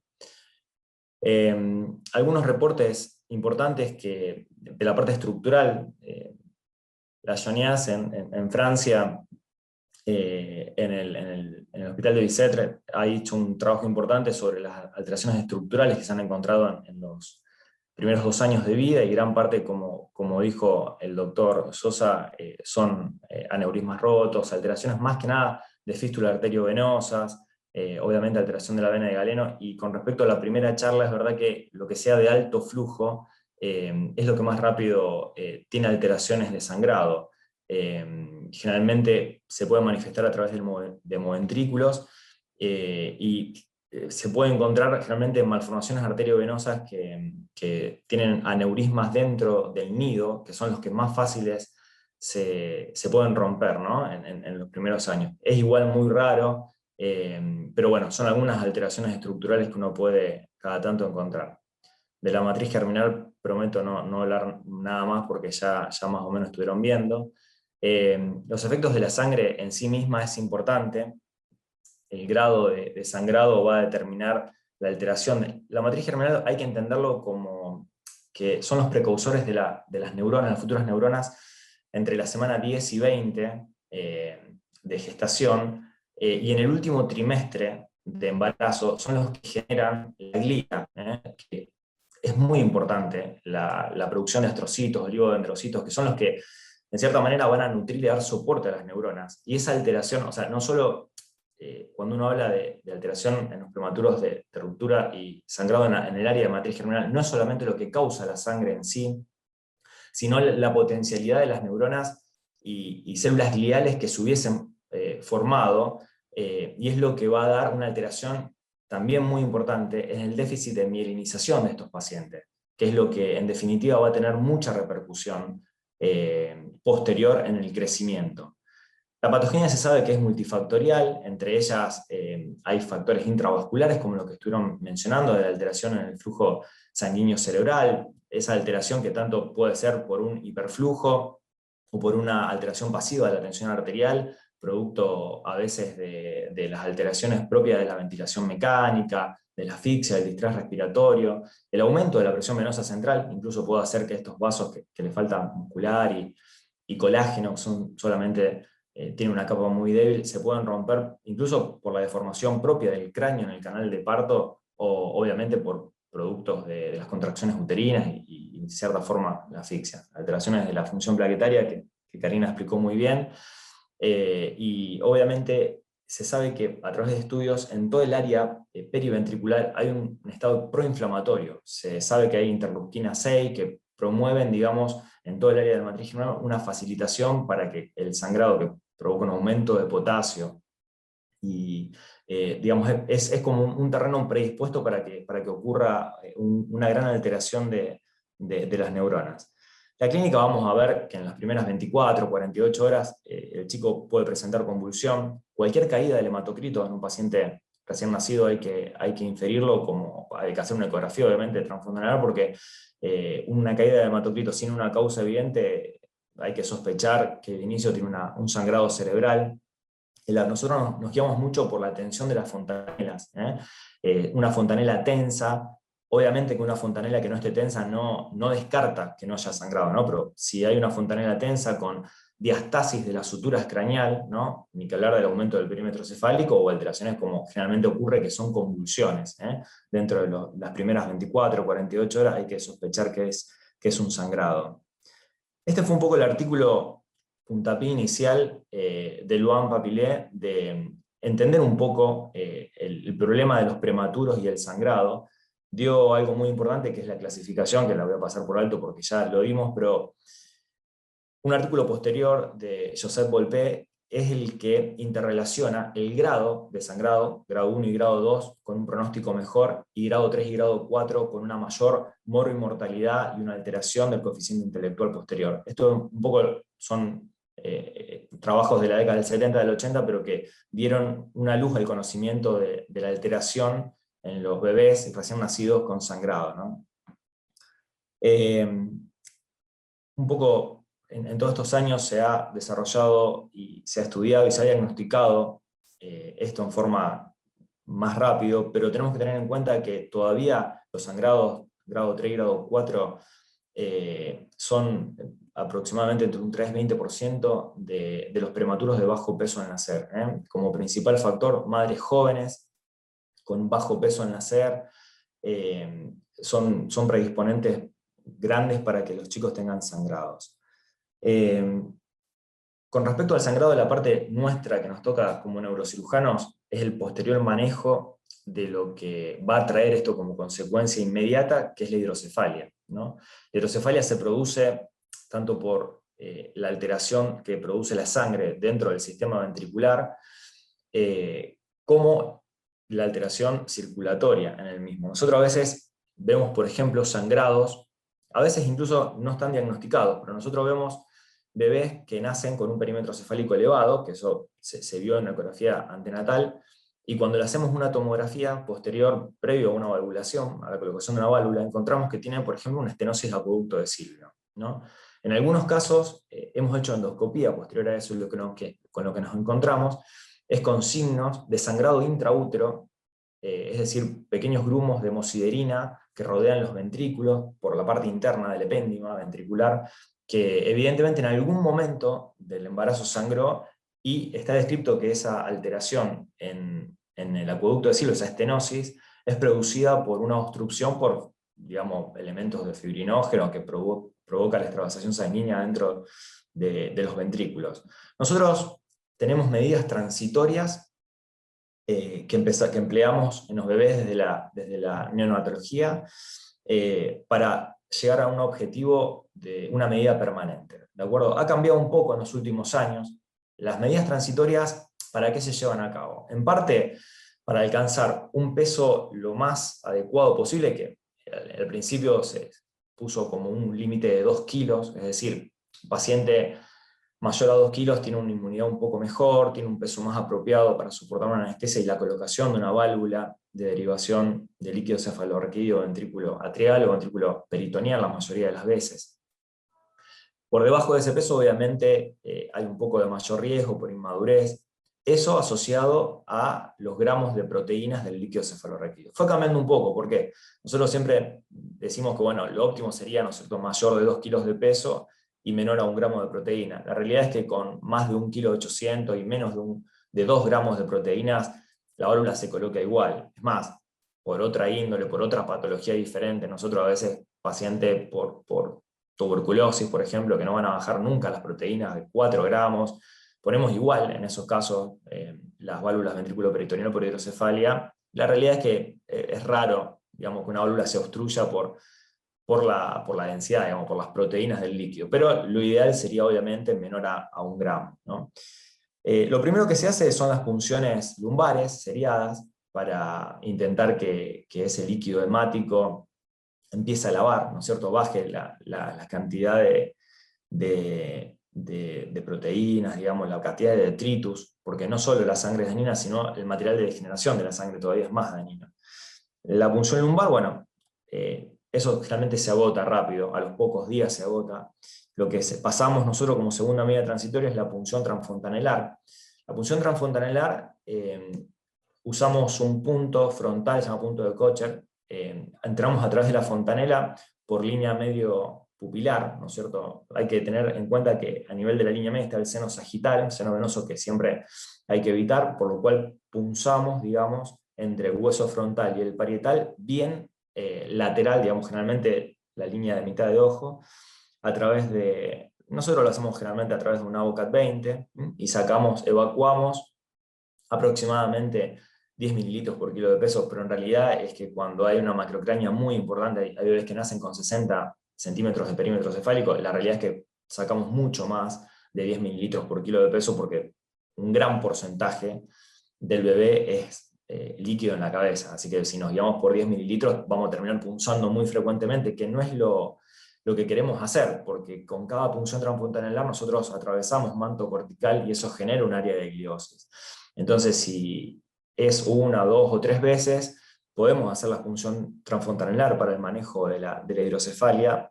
La realidad es que si el peso es muy bajo y tenemos una estancia pronosticada en la neonatología alta, lo ideal es colocar un reservorio o un drenaje ventricular. Con respecto al drenaje ventricular, nosotros a veces optamos por chicos que son un poquito mayores o, digamos, como una tercera línea después del drenaje, después del reservorio. ¿Por qué? El drenaje ventricular, que es el que ustedes están viendo, es un sistema cerrado. Tenemos un pequeño video para que vean cómo es la instalación en quirófano. Esta es una mesa de quirófano que se usa, este es el drenaje ventricular, consta de un catéter proximal, que vemos acá, un sistema cerrado de recolección y llaves donde nos permiten tomar muestras y todo. Acá vemos cómo se coloca a través de una incisión frontal, un orificio de trepanación. Comprobamos, digamos, normalmente este es el líquido que es un líquido cetrino, poshemorrágico, que obviamente se manda a analizar. Después de este paso tunelizamos, o sea, no sacamos la punta proximal del catéter cerca de la herida, sino que tunelizamos, porque esto generalmente está colocado un tiempo largo después para que siga lavando, digamos, la producción diaria del LSR, utilizamos eso para ir lavando el ventrículo y intentando generar que no haya una hidrocefalia disreabsortiva, o sea, por alteración a nivel de la reabsorción.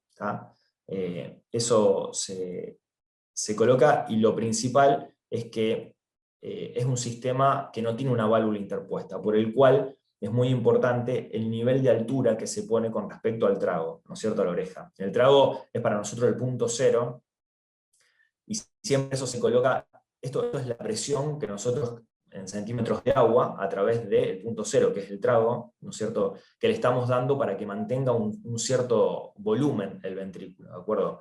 Hay que tener cuidado, esto tiene varias llaves de 3 vías, si el bebé levanta, o sea, cambia este paralelismo con respecto al punto cero de drenaje, hay que cerrar la llave de 3 vías porque si no hace un ex-vacuo masivo y puede generar sangrado, hematomas sudurales, en fin, complicaciones, y eso siempre se lo decimos al personal de salud que trabaja con los bebés y obviamente a los padres, que ante cualquier cambio, incluso levantar la cabecera de la cama, para nosotros es peligroso. Por eso, y a través de esto, lo dejamos como una tercera línea. O sea, nosotros esto generalmente en la neo no lo usamos, si lo usamos lo mantenemos cerrado. Esto es un poco más para la terapia intensiva, es decir, después de que el bebé pasa el mes de vida y es trasladado a una terapia intensiva, entonces ahí sí el manejo no en incubadora es un poco más sencillo. Cuando estamos en incubadora preferimos esto, que es la colocación de un reservorio. Este dispositivo consta, digamos, de un catéter proximal, que es como el que vimos antes, digamos, que va al ventrículo lateral, no al cuerno frontal del ventrículo lateral, y a través de una conexión que puede ser, hay diferentes modelos, puede ser una conexión central que se coloca sobre el orificio de trepanación, o lateral, tienen diferentes nombres, digamos, Rihan o Maya, son diferentes tipos que se usan para diferentes cosas, pero bueno, esto lo que nos va a permitir es tener un dispositivo cerrado, o sea, porque esto, la piel se sutura, tiene como un bubón arriba de la región frontal, entonces lo que permite es tomar muchas muestras, o sea, evacuar líquido cefalorraquídeo directamente del ventrículo, sin hacer el pasaje transcortical, transcerebral, que es, digamos, que puede ocasionar incluso nuevos sangrados si uno en el medio atraviesa una pequeña venita o arteria. Entonces, cuando nosotros pensamos que va a demorar más de 2 o 3 punciones transfrontanelares, directamente colocamos un reservorio que facilita un poco el tiempo de espera, ¿no es cierto? El tiempo de espera, esto generalmente es lo que se usa en la neo. Técnicas antiguas, bueno, se siguen usando todavía, pero por ahí están un poco más en desuso. Cuando no estaba este reservorio, a veces se colocaba el mismo catéter y se decolaba la región subgaleal del cuero cabelludo, entonces el líquido es como se juntaba debajo del cuero cabelludo. Incluso se podía punzar a través de eso. Nosotros, la verdad que ya hace mucho tiempo que no lo usamos porque, bueno, con estas medidas es un poco más... Lo nuevo un poco ahora es todo lo que es endoscópico, ¿no es cierto? Como yo con José en la última clase estuvimos, bueno, en la última sesión, el webinar anterior, estuvimos mostrando la técnica endoscópica, la verdad que nos ha dado muy buenos resultados. Acá voy a mostrar lo que es una exploración del ventrículo para la generación de una tercera ventriculostomía endoscópica. Un poco el webinar anterior habíamos dado cómo era por afuera todo, ¿no? Acá vemos, esto es, lo voy a tener un poquito porque está bueno explicarlo. Acá vemos la vena talamostriada, esta es la septal, esto es el septum, esto es la parte anterior del fornix, esto es el plexo coroideo, esto nos lleva al foramen de Monro, acá estamos del lado derecho, atravesando el foramen de Monro, esto es el tercer ventrículo, estos son los cuerpos mamilares, acá estamos arriba del tronco encefálico, esto es el infundíbulo, abajo de esto está la hipófisis, este es el dorso celar, acá vemos el quiasma óptico, acá estamos girando hacia la parte posterior del tercer ventrículo, donde vamos a ver esta vez una conexión intertalámica. Aquí atrás, ahora lo vamos a ver acá, está el acueducto de Silvio, la entrada del acueducto de Silvio. El lugar de... bueno, arriba del quiasma óptico está, ahí no se ve, pero es la lámina terminalis. Este es el dorso celar, acá está la silla turca, entonces perforamos el piso del tercer ventrículo. Esto lo que nos genera es la comunicación entre el sistema ventricular y el sistema subaracnoideo, para que el líquido, digamos, circule por otro lado y no por el acueducto de Silvio. Con una Fogarty 3 French hacemos la dilatación del piso del tercer ventrículo. Normalmente cuando es un caso por hidrocefalia, el piso está así, claro, aplanado. Al lado de esto que está acá, es la parte, el tope de la basilar, el tip de la basilar, de la arteria basilar, y ahí donde se dividen las dos ramas de las cerebrales posteriores, en la parte derecha y la izquierda. Entonces, obviamente el riesgo de esta técnica es el sangrado, ¿no? Es el principal riesgo, pero bueno, en el equipo, digamos, con el doctor Silva y el doctor Mieres, en todos estos años que estuvimos haciendo este tipo de procedimiento, la verdad que si bien está reportado complicaciones hemorrágicas, la verdad que no hemos tenido, o sea, esto es un poco la curva de aprendizaje, ¿no es cierto? Acá esto es una técnica que se hace con mucha frecuencia y la verdad que es segura. Cuando rompemos el piso de la lámina terminalis también rompemos la membrana del iliquis, que bueno, tiene dos capas también acá y acá se ve la arteria basilar con las perforantes. Este es el clivus, esto es el hueso del clivus, esta es la arteria basilar como late, y nosotros el hecho de tener este latido, a ver si lo puedo ver, de tener este latido, es un buen signo de que la ostomía va a funcionar, por lo menos es un signo indirecto. Hay trabajos, este es un trabajo muy importante, uno de los primeros del Charité de Ulrich Tomale, el Charité de Berlín, en donde se utiliza el lavado ventricular en pacientitos que tienen hemorragia intraventricular. Hicieron ellos un estudio comparativo en donde en varios pacientes, en una casuística de 2 años, compararon todos los dispositivos que mostré recién, la punción lumbar, la punción transfontanelar, la colocación de drenaje, la colocación de reservorio, con respecto al otro grupo de corte, que es un lavado precoz ventricular en los pacientes que tienen hemorragia. Y tuvo una P significativa, menor a 0.05, el hecho de que disminuyó la cantidad de procedimientos que se tuvieron que hacer en los pacientes que se hicieron lavado. ¿Por qué? Primero, porque la colocación de una válvula no es algo gratuito, o sea, nosotros siempre decimos que es como otra enfermedad, eso puede llevar a múltiples obstrucciones, infección. Lo más temido que es la hidrocefalia, el doctor Sosa mostró un caso, y creo que Miguel Ariel también, de una hidrocefalia multitabicada. Eso para nosotros es lo peor que hay, porque la hidrocefalia, cuando empieza a ser, los tabicos se forman porque la sangre, los materiales de la sangre, o sea, la fibrina empieza a aceptar, a tabicar, y lo peor que hay para algo con líquido es el que no circule, digamos, porque los quistes se empiezan a agrandar en forma diferente. Para eso nosotros también usamos la técnica endoscópica para abrir y septar todos esos quistes, pero el problema es que cuando se genera un círculo vicioso inflamatorio, la verdad que para nosotros también es muy difícil una hidrocefalia multitabicada, el hecho de intentar drenar todo por un solo catéter, ¿no? Es un desafío.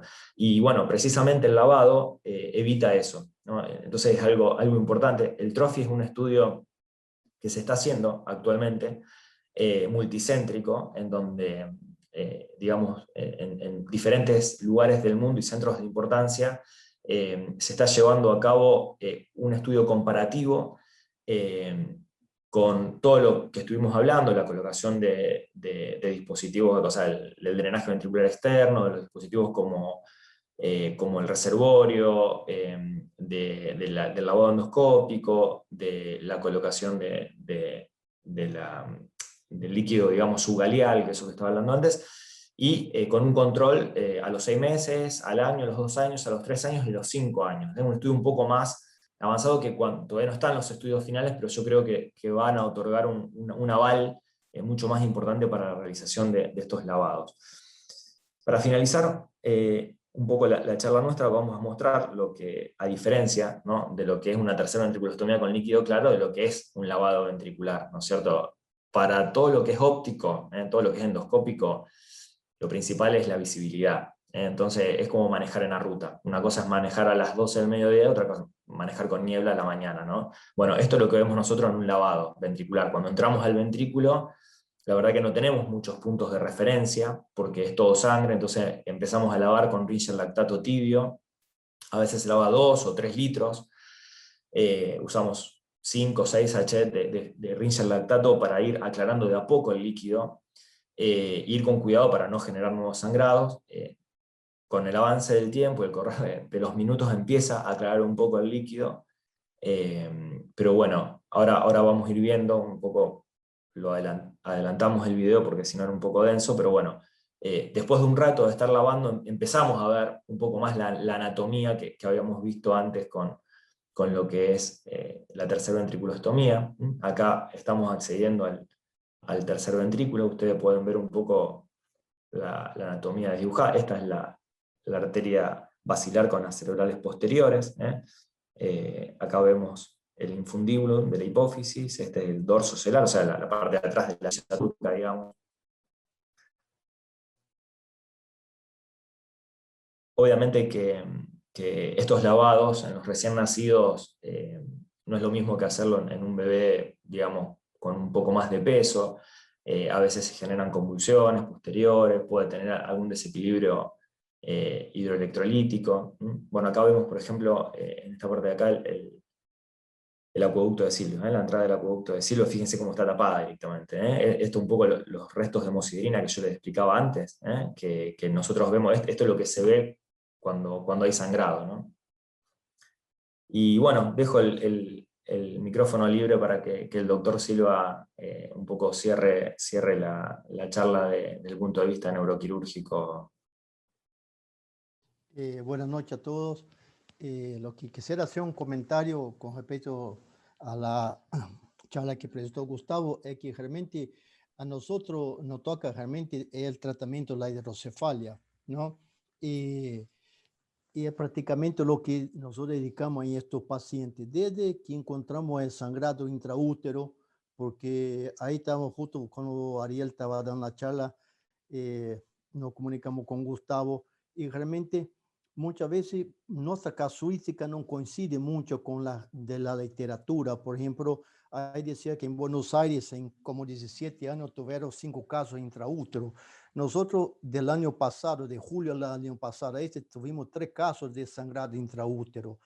Entonces, ¿qué sucede? Muchas veces tenemos un grupo de medicina perinatal, entonces tenemos que charlar, compartir con los tetras. Y lo primero que nos dice, bueno, sacarlo porque hay que tratarlo. Y yo digo, no hay que sacarlo, hay que ver cuál es el mejor momento para que nazca ese bebé. Y no el mejor momento mío, ni de partero y ni del neonatólogo. Entonces, como decimos, estamos en pandemia, bueno, quédate en tu casa. Y la mejor casa del bebé es el útero. Entonces, cuanto más tiempo está dentro del útero, para nosotros mejor. Porque si sacamos, ese chico puede tener más complicaciones todavía. Entonces, es muy importante, como todos decimos, trabajar, diríamos, en grupo, para que realmente mejore la calidad de vida de su paciente. Y no, la finalidad nuestra entonces es tratar, como dijo Gustavo, tratar de evitar colocar una válvula a esos chicos, porque cuando colocamos una válvula estamos tratando una hidrocefalia, como dijo Gustavo, es agregar otra enfermedad, una enfermedad necesaria, porque lamentablemente el chico tiene que vivir con una válvula. Pero cuando se complica una válvula es un dolor de cabeza para todos nosotros y para el papá también, porque no es complicación de disfunción, es complicación de infección, de más secuela, y realmente es un problema grave, diríamos, cuando un chiquito de eso se complica. Entonces, con el disminuimiento de la endoscopía, realmente no ha mejorado muchísimo la calidad de vida de su paciente. Un paciente que hacemos una tercera ventriculostomía y podemos evitar una válvula, realmente para nosotros y para los papás, realmente es muy importante. Porque siempre yo digo, la relación médico-paciente es muy importante para nosotros. Y nosotros que hacemos chicos es totalmente distinto de lo que trabaja con adultos. Siempre decimos que ese papá tiene nuestro teléfono desde el primer día que nos hace la primera consulta. Y es nuestro paciente toda su vida. Yo diría que acaso otro hijo nuestro, porque no va a llamar los 365 días del año, las 24 horas del día. Y así queremos que sea, porque no queremos que venga a descompensar a la guardia y tenemos que operar ese chico en malas condiciones. Entonces, es muy importante esta relación que nosotros entablamos médico-paciente para que esos pacientes tengan muy buena evolución en el futuro. Entonces, yo creo que, como dijo Gustavo, hay que tener una curva de aprendizaje muy importante, porque parece, usted dice, mira lo que mostrar, parece muy hermoso, sí, pero para llegar a esto del año 97 que estamos haciendo eso con Gustavo y Rodrigo. Entonces, esa curva de aprendizaje me parece que es importante en todo lo que hacemos. Yo creo que, como mostró ahí doctor Miguel Ariel y Alberto también, cuando vimos las ecografías del año 80, que realmente, si uno estamos hablando de año 80, que ya estamos trabajando, uno ya da idea de cuántos años podemos tener cada uno de nosotros. Entonces, cómo ha avanzado toda la infraestructura en todo lo que ganamos. Yo soy de la época pretomografía, la época residente. Usted se imagina lo que nosotros hacemos en nuestros pacientes. Hoy, con el venimiento de resonancia y todo esto, hemos mejorado la calidad de vida de nuestros pacientes. Yo pienso que en el futuro, lo que está en la endoscopía, en toda parte del cuerpo, es lo que va a predominar. Hoy estamos haciendo cirugía intrauterina, se hace tercera ventriculostomía intrauterina, se opera mielo meningocele intraútero, quiere decir que el futuro es la cirugía mínimamente invasiva y yo creo que la parte endoscópica vino y está para quedarse. Agradezco a todos ustedes, a Miguel por invitarnos a nosotros, realmente es un gusto realmente estar acá y discutir su caso con ustedes y trabajar y en un futuro seguimos haciendo alguna cosa importante para nuestro paciente muy pequeño que tenga mejor calidad de vida. Muchas gracias, Miguel. Gracias, José, por tus palabras, como corolario, como final de toda esta actividad. A todos los participantes, inclusive a los conferencistas de la primera parte, que también estuvieron geniales. Yo les estoy muy agradecido porque esto con nuestro grupo de trabajo de Medigen para nosotros es un esfuerzo enorme. Por supuesto, también quiero decir que agradezco a Digimed. Nosotros tenemos en el ingeniero Gustavo Bertinat y Juan Pablo Rato a dos personas con las que tampoco podríamos, independientemente de la empresa que nos apoya como soporte tecnológico para que nosotros nos entretengamos y sigamos aprendiendo.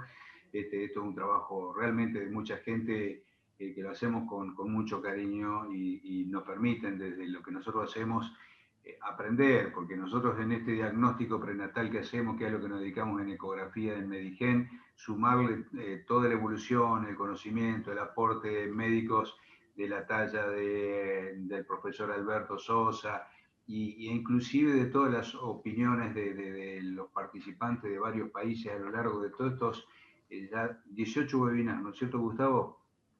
18 webinars de medicina fetal, realmente, claro, hemos aprendido muchísimo. Y realmente tus palabras finales, José, me tocan, me sensibilizan, porque realmente es un trabajo de muchos años que sí venimos haciendo. Te conocí cuando no tenías ese pelo blanco como ahora, pero seguís siendo un tipo muy activo y no sé por qué estabas recién con el video apagado. Nuestro grupo de trabajo en ecografía les está a todos muy agradecidos. No está con nosotros ahora Carolina Sender, la doctora Carolina Sender también sigue perteneciendo desde el punto de vista académico de nuestro grupo y ella ha sido un poco la gestora también de toda esta actividad. Y si alguien tiene alguna pregunta, yo quería hacer solo un comentario en uno de los webinars que he visto meses atrás.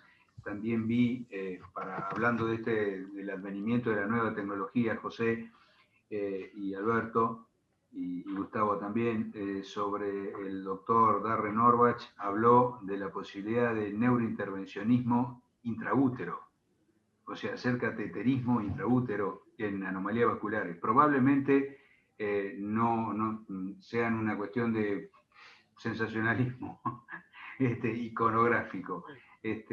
Pero esto quiere decir que tenemos que usar, lo que quería decir en realidad es que tenemos que usar la tecnología con una curva de aprendizaje que no sea, como decimos en Argentina, para la tribuna. Tenemos que hacerlo para, como bien dijo José, para lograr una mejor calidad de vida para toda nuestra población, para todo nuestro pueblo y para que realmente cuando hacemos una cosa sabemos que no vamos a dejar un niño con secuelas graves, una familia que va a pasar una vida horrible por las consecuencias neurológicas que tenga. Por eso este tema que desarrollamos en estas dos reuniones virtuales, que tiene que ver con las alteraciones vasculares, está muy relacionado con los daños neurológicos posteriores y hay una cuestión que no hemos mencionado, que quedó flotando indirectamente, que es la cuestión de la ética en la medicina. Hay que saber lo que tenemos que hacer, cuándo lo tenemos que hacer. No sé si todos están de acuerdo, más allá de esto. Y si hay algunas preguntas, antes de que cerremos con esto que se ha hecho largo, también agradecerte muchísimo, Karina. Aprendí unas cuantas cosas porque yo repetía cosas sin saber, te lo digo de verdad.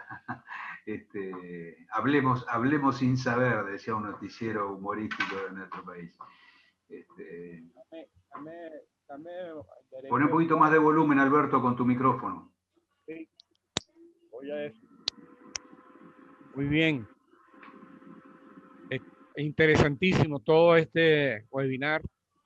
Dos comentarios adicionales. Me gustó mucho la intervención de la doctora Karina Gumpel. Me pareció espectacular porque nos puso al día con una gran cantidad de patologías hematológicas que pueden afectar al feto. La mayoría de los obstetras, cada vez que nos hablan de un feto con hemorragia cerebral, inmediatamente pensamos, ¿es un traumatismo obstétrico o es una hipoxia intrauterina por una circular apretada de cordón o lo que sea? Pero aquí nos paseó por todas las posibilidades, desde el síndrome antifosfolípido de la madre a las trombofilias congénitas. Bueno, interesantísimo realmente. Y pienso que ante una hemorragia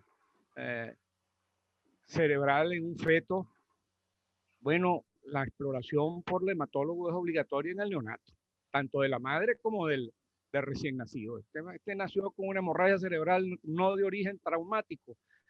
Hay antecedentes en la familia de hemorragias cerebrales, de aneurismas o de malformaciones vasculares, o hay antecedentes de trombofilia. Entonces, vale, esto me pareció interesantísimo porque el equipo confirma pues la necesidad del equipo multidisciplinario para la atención de estos casos. Y te voy a decir algo. Para el tratamiento invasivo en afecciones de dilataciones ventriculares, se intentó hace mucho tiempo la colocación de derivaciones ventrículo-amnióticos. El primero que lo hizo fue Harrison, que es el padre de la cirugía intrauterina.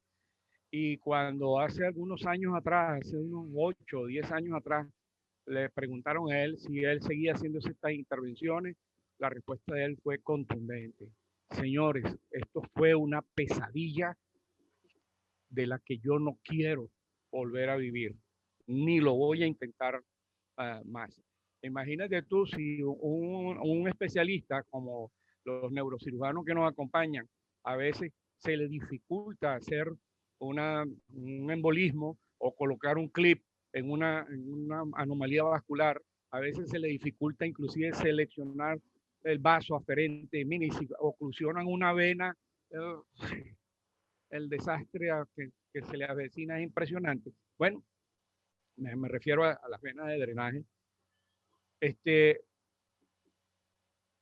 ¿Cómo será eso intrauterino, amigo?